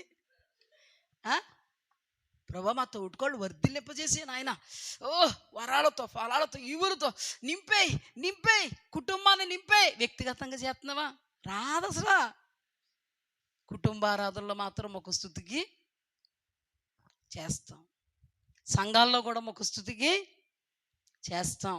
నిజంగా హృదయాంతరంగం నుంచి వస్తుందా? ఎవరికి వాళ్ళే తెలుసుకోవాలి. ఎందుకు తెలుసు? ఇక్కడ కుటుంబారాధనలు ఈయన మాత్రం చాలా అద్భుతమైన ప్రార్థన చేసి ఉంటాడు. తీరా అద్భుతం ఏంటంటే తమ్ముడు నిజంగా తండ్రి ప్రార్థన ఆలకించేసి దేవుడు అంటే తండ్రి ప్రార్థన ఆలకించేసి వచ్చేసి స్టన్ అయిపోయాడు. ఏమైపోయాడు? వీడు వచ్చేసాడా? ప్రేమ ఉందా? సంతోషం ఉందా? ఆ కూలి పని చేసి ఆ పని చేయించినప్పుడే సంతోషం ఉంది అతనికి. ఆడతా పాడతా వచ్చినాడు, తమ్ముడు వచ్చాడు అనగానే సంతోషం ఎగిరిపోయిందా? సమాధానం అంతా ఎగిరిపోయిందా? నెమ్మది ఎగిరిపోయిందా? ప్రేమ లేదు, సంతోషం ఎగిరిపోయింది, సమాధానం ఎగిరిపోయింది. సాత్వికంగా ఉండగలుగుతున్నాడా? కోపంతో రగిలిపోతున్నాడా? ఇప్పుడు చెప్పండి. ప్రేమ పోయింది, సంతోషం, సమాధానం, ఆశానిగ్రహం, మంచితనం ఉందా? మంచి ఏమైనా ఉందా ఆయనలో? విశ్వాసం, దీర్ఘశాంతం ఏమైనా ఉందా? దయాళత్వం ఉందా? దయ చూపించాడా? దీర్ఘశాంతంతో ఉన్నాడా? అసలు నాకు తెలియగలుగుతాను, ఏ ఒక్క దేవుని ప్రేమలో ఉన్న ఫలం అన్నయ్యలో ఉందా? ఇప్పుడు చెప్పండి, అన్నయ్య తప్పిపోయాడా? తమ్ముడు తప్పిపోయాడా? ఎవరు తప్పిపోయారు? కానీ డైలాగ్ ఏంటో తెలుసా? తండ్రి నీ ఆజ్ఞలు ఇప్పుడు కూడా నాకు తెలియగలుగుతాను. పరిసైడు ఏం ప్రార్థన చేశాడు మీరే చెప్పండి. పరిసైడు ఎగ్జాక్ట్గా తండ్రి నీ ఆజ్ఞలు నేను గొయ్యుకున్నాను అన్నట్టుగా అనిపించట్లేదు? తండ్రి నీ ముద్దు బిడ్డనయ్యా, నేను సుంకర వలె ఉన్నానా? సుంకర వలె ఉన్నానా? అన్యాయస్తుల్లో ఉన్నానా? చోరుడు వలె ఉన్నానా? ఇంకా చెప్పండి, లోభు వలె ఉన్నానా? దొంగ వలె ఉన్నానా? ఇప్పుడు కూడా అన్నయ్య ఏమన్నాడు ఎగ్జాక్ట్గా? నాన్న నేను ఆళ్ళ తిరిగానా? ఆడికి చేసి పెడుతున్నా, నాకు చేసి పెట్టావా? ఎప్పుడైనా నీ ఆజ్ఞను మీరానా అన్నాడా? పరిసయ్యుడు అన్న ఎలా ఉన్నారు? ఇప్పుడు అర్థమైందమ్మా, వాక్యం అర్థమైందా? ఫస్ట్ మాత్రం పాపం అన్నయ్య ఏం చేసాడు? ఉండకూడని డ్రైనేజ్ అంతా ఎక్కడుంది? కానీ అన్న ఎక్కడున్నాడు?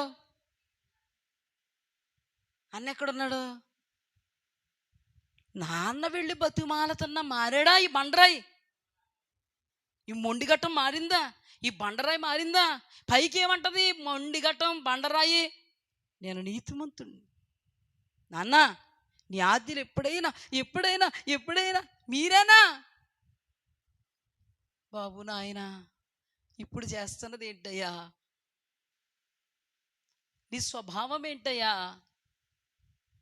నన్ను ప్రేమించేవాడు నా మాట వింటాడు, నన్ను ప్రేమించేవాడు నా ఆజ్ఞ గైకుంటాడు. నా ప్రేమ నీలో ఉంటే నేను ఎలా తమ్ముడిని ప్రేమిస్తున్నానో నువ్వు ఎగ్జాక్ట్గా అలా ప్రేమించాలి. కానీ నాకు విరోధంగా ఉన్నావు నువ్వు. అవునా కదా? అవునా? ఇప్పుడు చెప్పండి, అన్న ఎవరు? నేను వీళ్ళలో ఉన్నానా అంటున్నాడు ఇక్కడ. అన్నాడా? నేను వీళ్ళలో ఉన్నానా? నేను వీళ్ళలో చేశానా? నేను వీళ్ళ బాధ పెట్టానా? నేను వీళ్ళ వాడు నాకు అనుకూలుడైపోయాడు రా. నువ్వు ఇంకా వీళ్ళ అన్నాడు. ఈలోపే మారిపోయి వచ్చేసాడు. అక్కడ కూడా పరిసయ్యులు శాస్త్రులు వీళ్ళతో వీళ్ళతో వీళ్ళతో వీళ్ళతో అంటా ఉన్నప్పుడే మారిపోయారు వాళ్ళు. మారాల్సింది ఎవరు? నువ్వు. వీడు వీడంటే 4 వేళ్ళు నువ్వు నువ్వు నువ్వు అని చూపుతుంది. మారాల్సింది ఎవరు ఇప్పుడు? ఈ అన్న ఎవరికి సాదృశ్యం ఇప్పుడు? ఇప్పుడు శాస్త్రులు పరిసయ్యుల గురించి ఎగ్జాక్ట్గా మీరు స్వనీతి పరులు. స్వనీతి ఉందా లేదా అక్కడ? మీరు అసూయ పరులు ఉందా లేదా? మీరు వేలెత్తి చూపేవాళ్ళు ఉందా లేదా? మీరు అక్రమము చేయవారు ఉందా లేదా? మీరు వేషధారులు ఉందా లేదా? మీరు సున్నం కొట్టిన సమాధులు ఉందా లేదా? అసలు ఇతను లోపల దోపది తేంద్రత్వం ఉంది నన్ను అడిగితే. దేవుని ప్రేమ ఉందా? ఇప్పుడు యోసేపు అన్నల్లో ఉన్న దౌష్ట్యం అంతా ఇక్కడ ఉపమానములో చెప్పిన అన్నలో ఎగ్జాక్ట్గా ఉంది. అక్కడ పరిసయ్యులు శాస్త్రులు ఉన్న స్వనీతి అసలు చెప్పిందే పరిసయ్యులు శాస్త్రుల గురించి, ఆ పెద్దోడు గురించి. ఈ పెద్దోడు ఇప్పుడు ఎవరంట? నేను నీతివంతుణ్ణి, నేను అలాంటి వాణ్ణి కాదు, నేను అలాగెన్నడూ చెయ్యలేదు. వాళ్ళు అన్నారు కదా, మేము దశంభాగాలు, మేము కానుకలు, మేము ధర్మదాతలం, మేము అలాగా మేము ఇలాగా. ఇక్కడ కూడా అన్నా నేను వాడిలా లేను, అక్కడ కూడా పరిసయుడు నేను వీడిలా సొంకరిలా లేను, అన్యాయస్తులా లేను, చోరుల్లో లేను. ఇప్పుడు చెప్పండి, మ్యాచ్ చేయరా? ఎవరికెవరు మ్యాచ్ చేయరు? ఇప్పుడు ఎవరు తప్పిపోయారు? పెద్ద కొడుకు తండ్రి దగ్గరే ఉంటూ తప్పిపోయాడు. సంగమా, సంఘములోనే ఉంటూ తప్పిపోయేవేమో జాగ్రత్త. సహవాసములోనే ఉంటూ తప్పిపోయేవేమో జాగ్రత్త. వాక్యము వింటూ కూడా తప్పిపోయేవేమో జాగ్రత్త. ఆ వాక్యము నాకు కాదు అనే భ్రమలో ఉన్నావేమో జాగ్రత్త. దేవుడు ఈ దినాన నీ మబ్బు విడగొట్టడానికి మాట్లాడుతున్నాడేమో జాగ్రత్త. మారు మనస్సు పొందకపోతే పరలోక రాజ్యము లేదు అని తెలియచేయడానికి దేవాది దేవుడు నీకు ఒక తరుణాన్ని ఇస్తున్నాడేమో జాగ్రత్త సుమా. నేను నిలుచున్నానని తలంచువాడు పడిపోకుండా జాగ్రత్తగా చూసుకోవాలి. తండ్రి దగ్గరే ఉంటూ తప్పిపోయాడు. ఈ రోజుల్లో సహవాసములోనే ఉంటూ తప్పిపోతున్న వాళ్ళు లేరా? వాక్యాలే వింటూ తప్పిపోతున్న వాళ్ళు లేరా? ఆరాధన చేస్తున్నను తప్పిపోతున్న వాళ్ళు లేరా? ప్రభు చెప్తున్న మాట వాళ్ళని వీళ్ళనే కాదు, వాక్యంలోంచి నిన్ను నువ్వు చూసుకో, బాగుపడతావు. ఆ వాక్యము దేవుడు పరిసయ్యుల శాస్త్రుల గురించి చెప్తున్నాడు. ఆ రోజున బాప్తిస్మం ఇచ్చి యోహాను పరిసయ్యులు శాస్త్రులను ఉద్దేశించి మాట్లాడారు. యేసుక్రీస్తు ప్రభువారు 23వ అధ్యాయం అంతా వాళ్ళ యొక్క మస్టు, వాళ్ళ యొక్క దౌష్ట్యము, దుష్టత్వముతోటే మాట్లాడాడు. కానీ వాళ్ళలో మార్పు రాలేదు. బుద్ధి లేని కన్యకల్లాగా వాళ్ళు ఉండిపోయారు. పరలోక రాజ్యం మాది అనే భ్రమలో ఉండిపోయారు. అండి బయట నిలబడిపోయాడండి. ఎవరో బయట నిలబడిపోయాడు. తండ్రి దగ్గరికి రావడానికి ఇష్టపడట్లేదు. తండ్రి బయటికి వెళ్ళి రే బాబు నాయన లోపలికి రా అని విడమరిచి చెప్తున్నాడు. నీ తమ్ముడు తప్పిపోయి దొరికాడు, చనిపోయి బ్రతికాడు, రా నువ్వు కూడా తనతో సంతోషించు. వాడుంటే నేను ఉండను నానా, వాడుంటే నేను వాడు వెళ్ళాలా, నేను రావాలి లోపలికి.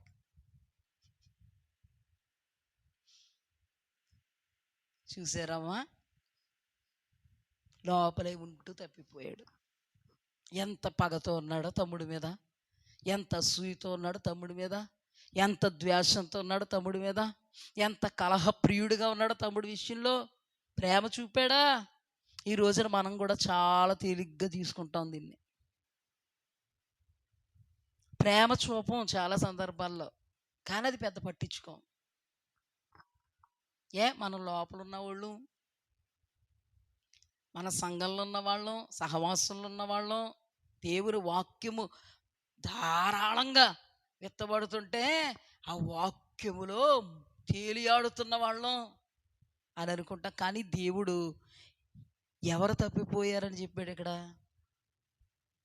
అంటే మనల్ని మనం ఎంత జాగ్రత్తగా చూసుకోవాలి ఏమా, ఈ వాక్యాన్ని బట్టి మనం ఎంత జాగ్రత్తగా చూసుకోవాలి. జాగ్రత్త సుమా. దేన్ని బట్టైనా నేను నీతివంతురాలని అనుకుంటున్నావేమో, దేన్ని బట్టైనా నేను నీతివంతుడని అనుకుంటున్నావేమో. ఒకవేళ నీ భక్తిని బట్టో, ఒకవేళ నీవు దేవుని కోసం చేస్తున్న దాన్ని బట్టో, త్యాగాన్ని బట్టో, నీ సమర్పణను బట్టో, వేరే దేన్నో బట్టో నేను నిలుచున్నాను అని అనుకుంటున్నావేమో. దేవుడు చెప్తున్నాడు జాగ్రత్త. చాలా ఉదాహరణలతో దేవుడు మాట్లాడాడు. ముఖస్థుతికి నీ శత్రువుల విషయంలో ప్రార్థన చేసే అనుభవం నీలో ఉందేమో. జాగ్రత్త. లోపల మాత్రం అసూయ ఉందేమో. జాగ్రత్త. లోపల మాత్రం వాళ్ళ మీద వెక్కస్సం ఉందేమో. జాగ్రత్త.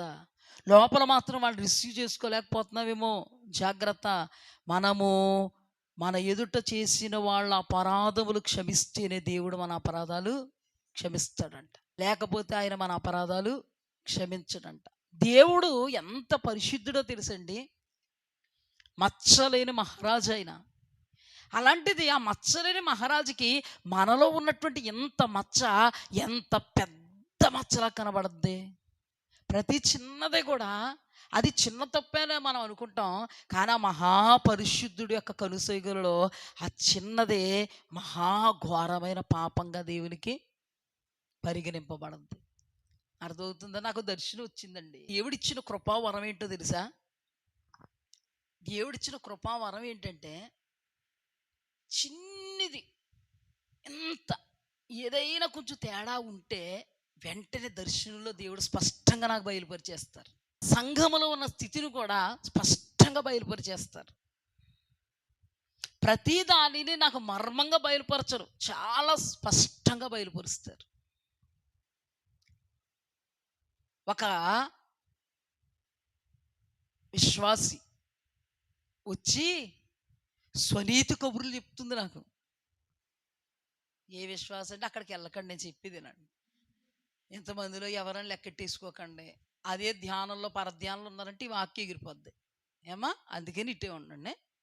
ఎవరో మొత్తం విశ్వాసం వచ్చి ఇంకా ఆ రోజు ఆ ముందు బుధవారం అనుకుంటా ఇదే స్వనీతి గురించి దేవుడు మాట్లాడారు కదా. అంతే ఆ మరుసటి రోజు వచ్చేసి ఇంకా స్వనీతి, ఇంకా నేనెంత కాదు ఇంకా పరిసేడు చాలా బెటరు అంటే వాక్యంలో రాయబడిన పరిసేడు. తీరావిడ వేషధారణ ఎలాగుందంటే ఎంత ఎట్టింది బొట్టు. విశ్వాసే అంటే దాని అర్థం ఏమిటంటే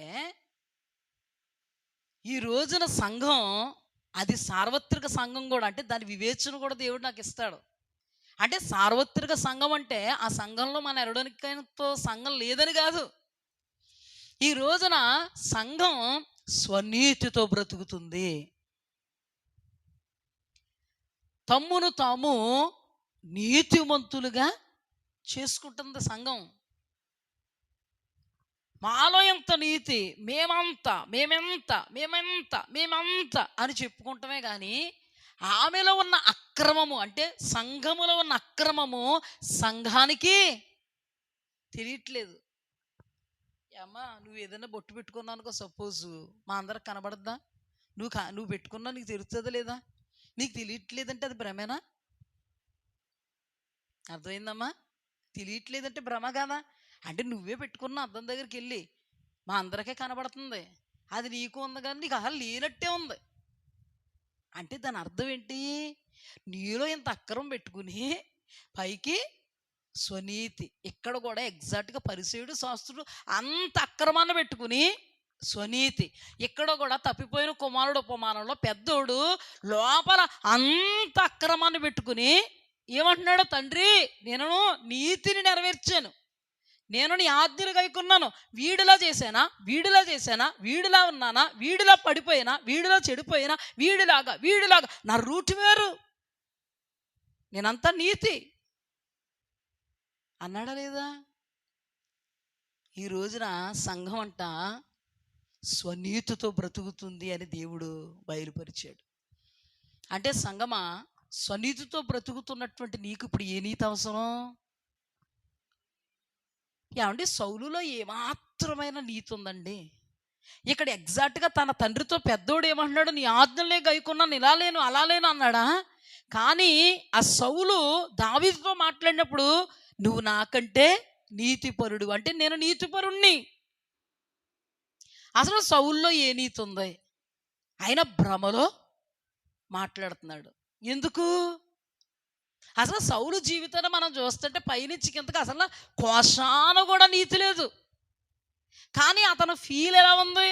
నీతిమంతుణ్ణి. ఎలా ఉందమ్మా? ఈ రోజున సార్వత్రిక సంఘం యొక్క ఫీలు కూడా నీతివంతుణ్ణి. జాగ్రత్త సంఘమా, దేవాది దేవుడు నిత్య నరకాగ్ని పాలైపోతావు జాగ్రత్త అని సార్వత్రిక సంఘాన్ని హెచ్చరిస్తున్నాడు. సార్వత్రిక సంఘములో ఉన్నటువంటి చిన్నమంద నిన్ను కూడా దేవుడు హెచ్చరిస్తున్నాడు. స్వనీతితోనే పరిసయ్యులు శాస్త్రులు ఎక్కడికి వెళ్ళిపోయారండి? వాళ్ళు స్వనీతిని ఆధారం చేసుకుని చనిపోయేంత వరకు బ్రతికారు. కరుణా సంపన్నుడైనటువంటి దేవుడు వాళ్ళకి వాక్యము ద్వారా అవకాశాలు ఇస్తూనే వచ్చినను, మేము నీతిమంతులు, మేము వాళ్ళలా కాదు, వీళ్ళలా కాదు, వీళ్ళలా కాదు, వీళ్ళలా కాదు అని అనుకుంటూనే బ్రతికారు. వాళ్ళని వీళ్ళని చూచారు, వాళ్ళే పరలోకం వెళ్ళిపోయారు. సంగమా, ఈరోజు నువ్వెవరిని చూస్తున్నావు? నా పక్కన కూర్చున్న విశ్వాసి కంటే నేను చాలా బెటర్ అనుకుని ఆ నీతిని చూసుకుంటున్నావా?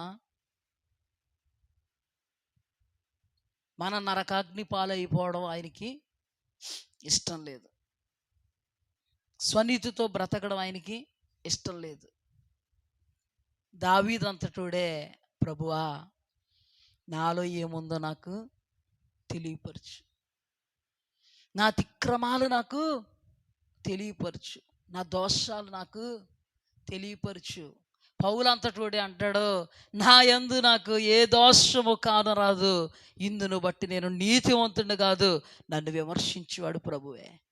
దావీదు లాంటి భక్తుడు, పౌలు గారి భక్తులే మా యందు మాకు ఏ దోషము కానరాదన్నప్పుడు అసలు నీలో ఉన్న దోషమే నీకు కనబడట్లేదంటే, నీలో ఉన్న నీతే భూతత్వంలో చూస్తున్నామంటే పరలోక ప్రవేశం ఉంటుందా మనకు? అసలు ఏమండి, దావీదు కంటే గొప్పోళ్ళు అంటారా మనం? పౌలయ్య గారి కంటే గొప్పోళ్ళమా? అసలు పౌలు ఎలాంటి ఆయనండి? నేను క్రీస్తును పోలు నడుచుకున్న ప్రకారం నన్ను పోలు నడుచుకోండి, మంచి పోరాటం పోరాడాను, నా పరుగును తొదముట్టించాను, విశ్వాసాన్ని కాపాడుకున్నాను, నీతి కిరీటం నా కొరకు ఉంచబడి ఉన్నది అని అన్న పౌలు గారే నా యందు ఏ దోషము నాకు కనబడదు, ఇందును బట్టి నేను నీతిమంతుడిని కాదు, నన్ను విమర్శించేవాడు ప్రభువే అనగా వాక్యమే. నిన్ను విమర్శించేటువంటి వాక్యం నిన్ను బాగు చేయడానికి విమర్శిస్తుంది. తప్పిపోయింది కుమారుడు కాదు, చిన్న కుమారుడు కాదు, నిజంగా తప్పిపోయినాడు పెద్ద కుమారుడే. చిన్న కుమారుడు తప్పిపోయిన దొరికేసాడండి. పెద్ద కుమారుడు తప్పిపోయి నేను తప్పిపోలేదు అన్న భ్రమలో చేజిక్కించుకుందామని తండ్రి బ్రతిమలాడుతున్నాను. కఠినాత్ముడై తండ్రి ఉపదేశాన్ని తొలగించి బయట నిలిచిపోయాడండి. ఏమంటే బయట ఎవరు నిలబడిపోయారో తెలుసా? బుద్ధి లేని కన్యకలు బయట నిలబడిపోయారు. దేవుడు ఊరికే ఏది రాయించడో, కడ స్థితిలో చివరి పాయింట్ అతడు లోపలికి రాలే, బయట ఉండిపోయాడు, తలుపు దగ్గరే ఉండిపోయాడు.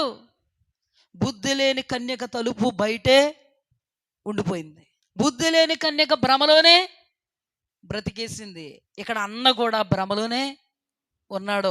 ఇతనికి సాదృశ్యంగా ఉన్న పరిసయ్యులు శాస్త్రులు కూడా భ్రమలోనే ఉన్నారు. అందుకే దేవుడు అన్నాడు, అబ్రహాము ఇస్సాకు యాకోబులతో కూడా తూర్పు నుండి పడమట నుండి ఉత్తరము నుండి దక్షిణం నుండి వచ్చి అబ్రహాం ఇస్సాకు యాకోబులతో కూర్చుంటారు. కానీ అబ్రహాము సంతానం అనుకునేటువంటి మీరు, రాజ్య సంబంధాలు అనబడేటువంటి మీరు, మేము రాజ్య సంబంధాలు అనుకున్న మీరు వీలుపట్ట చీకటలో పడద్రోయబడతారు. ఈ రోజున చెప్పు, పరలోకం నాదే అనుకుంటున్నావా?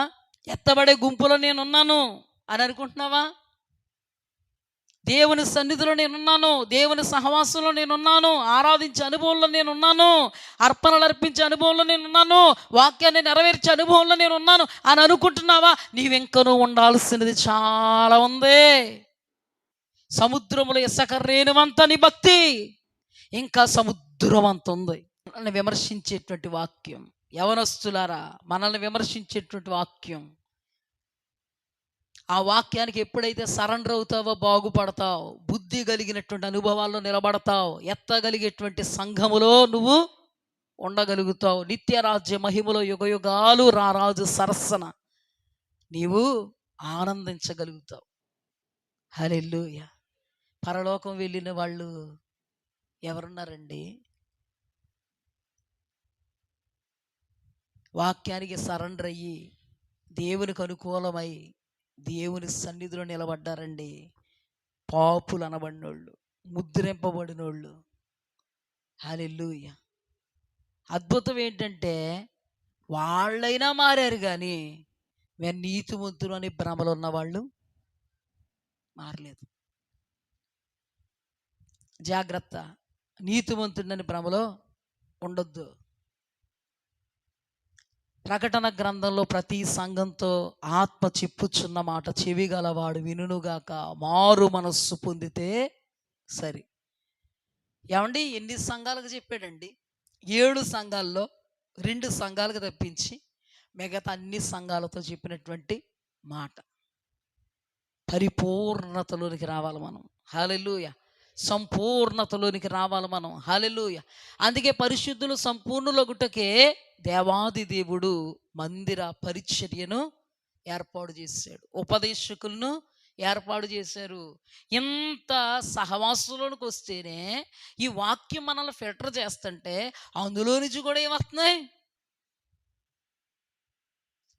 అందులోంచి కూడా ఇంకా ఫిల్టర్ చేయబడాలి మనం అనే సంకేతాలు వస్తుంటే, అసలు ఈ వాక్యాన్ని పక్కన పెట్టినోడు ఇంకెలాగెళ్తాడంటే పరలోకం? నాకు తెలియక అడుగుతున్నాను, నేను బుర్ర బుర్ర బాదుకుంటున్నాను. ఇంకెలా వెళ్తారండి? మీరు ధన్యులు, చక్కగా దేవుడి సన్నిధికి వస్తున్నారు. దేవుడికి స్తుతి కలుగుగాక. ప్రవచనాత్మకంగా మాట్లాడాడు దేవుడు, ఒక్కొక్కరిని తీసుకొస్తానని. ఇదిగో వచ్చిన వాళ్ళు ధన్యులు, రాలేని వాళ్ళు ఇంకా మనం తల బాదుకున్నా చేసేదేమి లేదు. చెప్పండి, ఇంత వాక్యం ఉంటేనే ఇంకా ఫిల్టర్ చేయబడాలనే సంకేతాలు మనకు వస్తుంటే, అసలు వాక్యము లేనోడు ఇంకేమి చెప్పండి? ఇక్కడ ప్రభు మాట్లాడుతున్నప్పుడు మన హృదయాల్లోకి దూసుకుపోతున్నప్పుడు ఒక విధమైన భావం రావట్లేదా? మనకి ఒక విధమైన ఫీల్ రావట్లేదా? నిజమే కదా, అవును కదా. ఇంతసేపు దేవుని సన్నిధిలో కూర్చుంటే, ఆయన ప్రసన్నలతో కూర్చుంటే, ఆయన సన్నిధిలో కూర్చుంటే, ఆయన సహవాసంలో కూర్చుంటే, ఆయన ఆత్మతో నింపబడితే, రగిలితే ఆయన వాక్కు మన హృదయంలో ఇట్టి కార్యం జరిగిస్తుంది. ఎంతసేపు మీరు అందరూ కూర్చుని ఉన్నారంటే, మెడ కూడా తిప్పకుండా కూర్చుని ఉన్నారంటే ఏమీ నిలబెడుతుందండి మిమ్మల్ని? వాక్యం.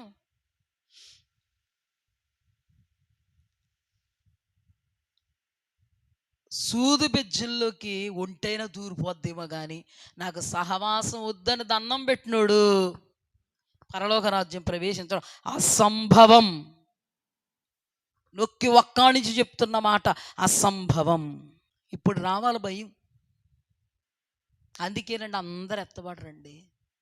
అందరు ఎత్తబడరు, కొందరే. ఇరుకు మార్గంలో ప్రవేశించేవారు కొందరే, పరలోకం చేరేవాళ్ళు కొందరే. మరి మన సంఘంలో విడవబడేవాళ్ళు ఎవరు అంటే భయం పుడతలేదా?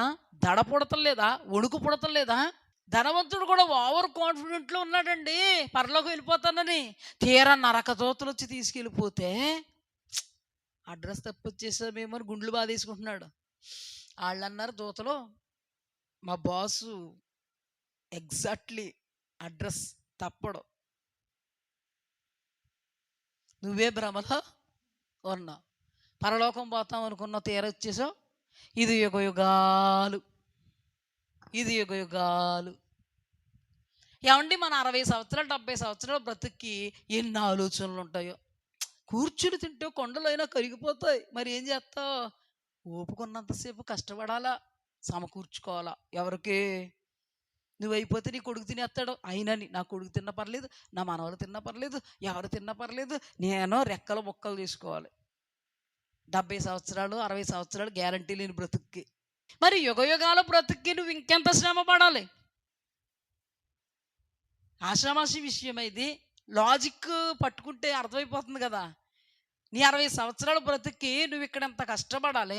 మరి యుగ బ్రతుకి దేవుని మందిరములో, దేవుని సన్నిధిలో, సహవాసములో దేవునితో ఇంకెంత సమయం గడపాలి? ఇంకెంత సమయం గడపాలి? అవునా కాదా? నిజమా కాదా? నేను చెప్పింది కరెక్టా తప్ప? అంటే ఆయనతో, అంటే ఇక్కడ మందిరంలోను సహవాసంలోను కాక నీ వ్యక్తిగతంగా ఆయనతో ఇంకెంత కష్టపడాలి? నువ్వు ఇంకెంత సమయాన్ని వెచ్చించాలి? ఇంకెంత అకౌంట్లో పెట్టుకోవాలి? నాకు తెలియక అడుగుతున్నా. నువ్వు అకౌంట్లో పెట్టావు కదా, అదంతా అనగానే వెళ్ళిపోయింది అకౌంట్లోకి. ఎంతో కష్టపడి చెమటూర్చి వెయ్యం చేసుకుని మూటెట్టావు. ఎక్కడ? బ్యాంకులో. పెట్టలేదని అనకండిలే, మూట పెట్టావు. అది బంగారం కావచ్చు, అది డబ్బు కావచ్చు, మరి ఏదో కావచ్చు, మరి ఏదో కావచ్చు. ఇంత కష్టపడితే ఎక్కడ పెట్టావు? నువ్వు ఎంత కష్టపడితే పరలోకంలో మూటెడతావు నువ్వు? ఉండదా? సత్క్రియల అనే ధనాన్ని పరలోక రాజ్యంలో సమకూర్చుకోండి. వాస్తవమైన జీవం కొరకు మీరు సమయాన్ని వెచ్చించండి. పరలోక ధనాన్ని సమకూర్చుకోండి. అక్కడ చిమ్మెటైనను తుప్పైనను కొట్టదు, దొంగలు కన్నము వేయరు. పరలోక ధనం. నువ్వు చేసే ప్రార్థన పరలోక ధనం. దేవుని కొరకు చేసేది పరలోక ధనం. దేవుని సన్నిధిలో 1 గంట గడుపుట, 1 దినము గడుపుట 1000 దినాలు, 1 గంట 1000 గంటలు, 1 నిమిషం 1000 నిమిషాలు. నీకు ఏ కష్టం లేకుండా 2 గంటలు గడిపేస్తున్నావు కదా ఇక్కడ. నువ్వు నిజంగా దేవుని మాటను గట్టిగా పట్టుకుంటే 1 దినం గడుపుట 1000 దినాలా? అంటే 1 గంట గడుపుట 1000 గంటలా? అంటే మేము ఇక్కడ 2 గంటలు గడుపుతుంటే ఎన్ని గంటలు అమ్మయ్య నా అకౌంట్లో వేసుకున్నాను. దేవుడంటే అంత ఆశ లేకుండా నిరాసక్తితో ఉన్నవాళ్ళకి వాక్యంలో అలాగే రాయబడి ఉంటుంది. ఏటి నిజమో? నువ్వు హవ్వమ్మే.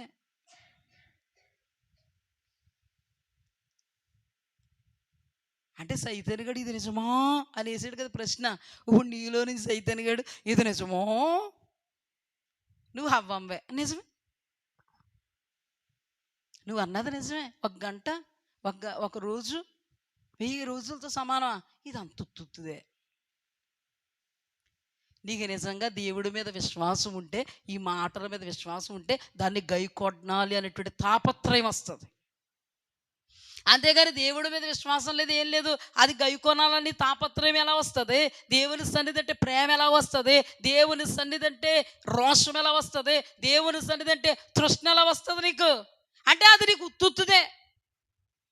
అంటే అంత విశ్వాసం ఉంది. పైగా నువ్వెవరో? నేను విశ్వాసిని. నేనంటాను నువ్వు అశ్వాసివే, విశ్వాసి కాదు, అవిశ్వాసివి.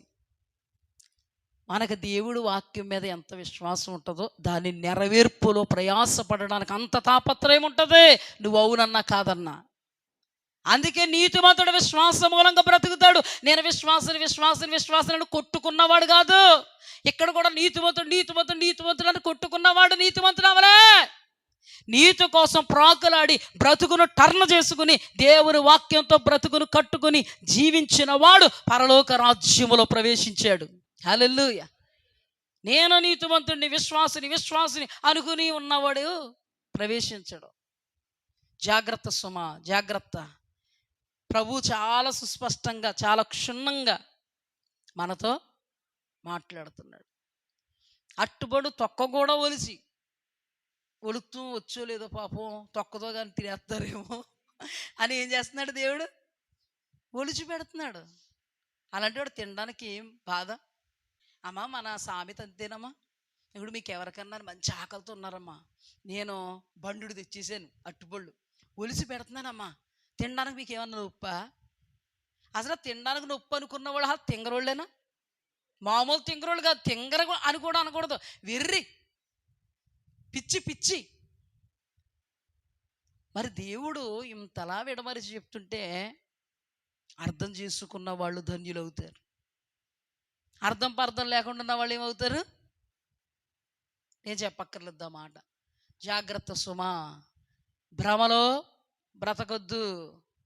దేవుణ్ణి చూద్దాం, విమర్శించే వాక్యాన్ని చూద్దాం, పరిశీలన చేసుకుందాం, పరీక్షించుకుందాం. నీతిమంతురాలను అనుకోద్దు, నీతిమంతుడిని అనుకోద్దు, నేను నిలుచున్నాను అనుకోద్దు. పడిపోకుండా జాగ్రత్తగా చూచుకోవడానికి ఆస్కారముగా ఉన్నటువంటి దేవుని వాక్యము నీతో సుస్పష్టంగా సూటిగా మాట్లాడుతూ ఉండగా ఆ మాటల ద్వారా నీవు నీ జీవితంలో ఉన్న లోటుపాట్లను సరిచేసుకుని దేవుని నిమిత్తము మహిమ కలిగినటువంటి అనుభవం కొరకు ప్రాకులాడితే మహిమ లోకములో నీవు నిలవబడడం అనేది తథ్యము. ఇటు కృపలో దేవుడు నడిపించును గాక.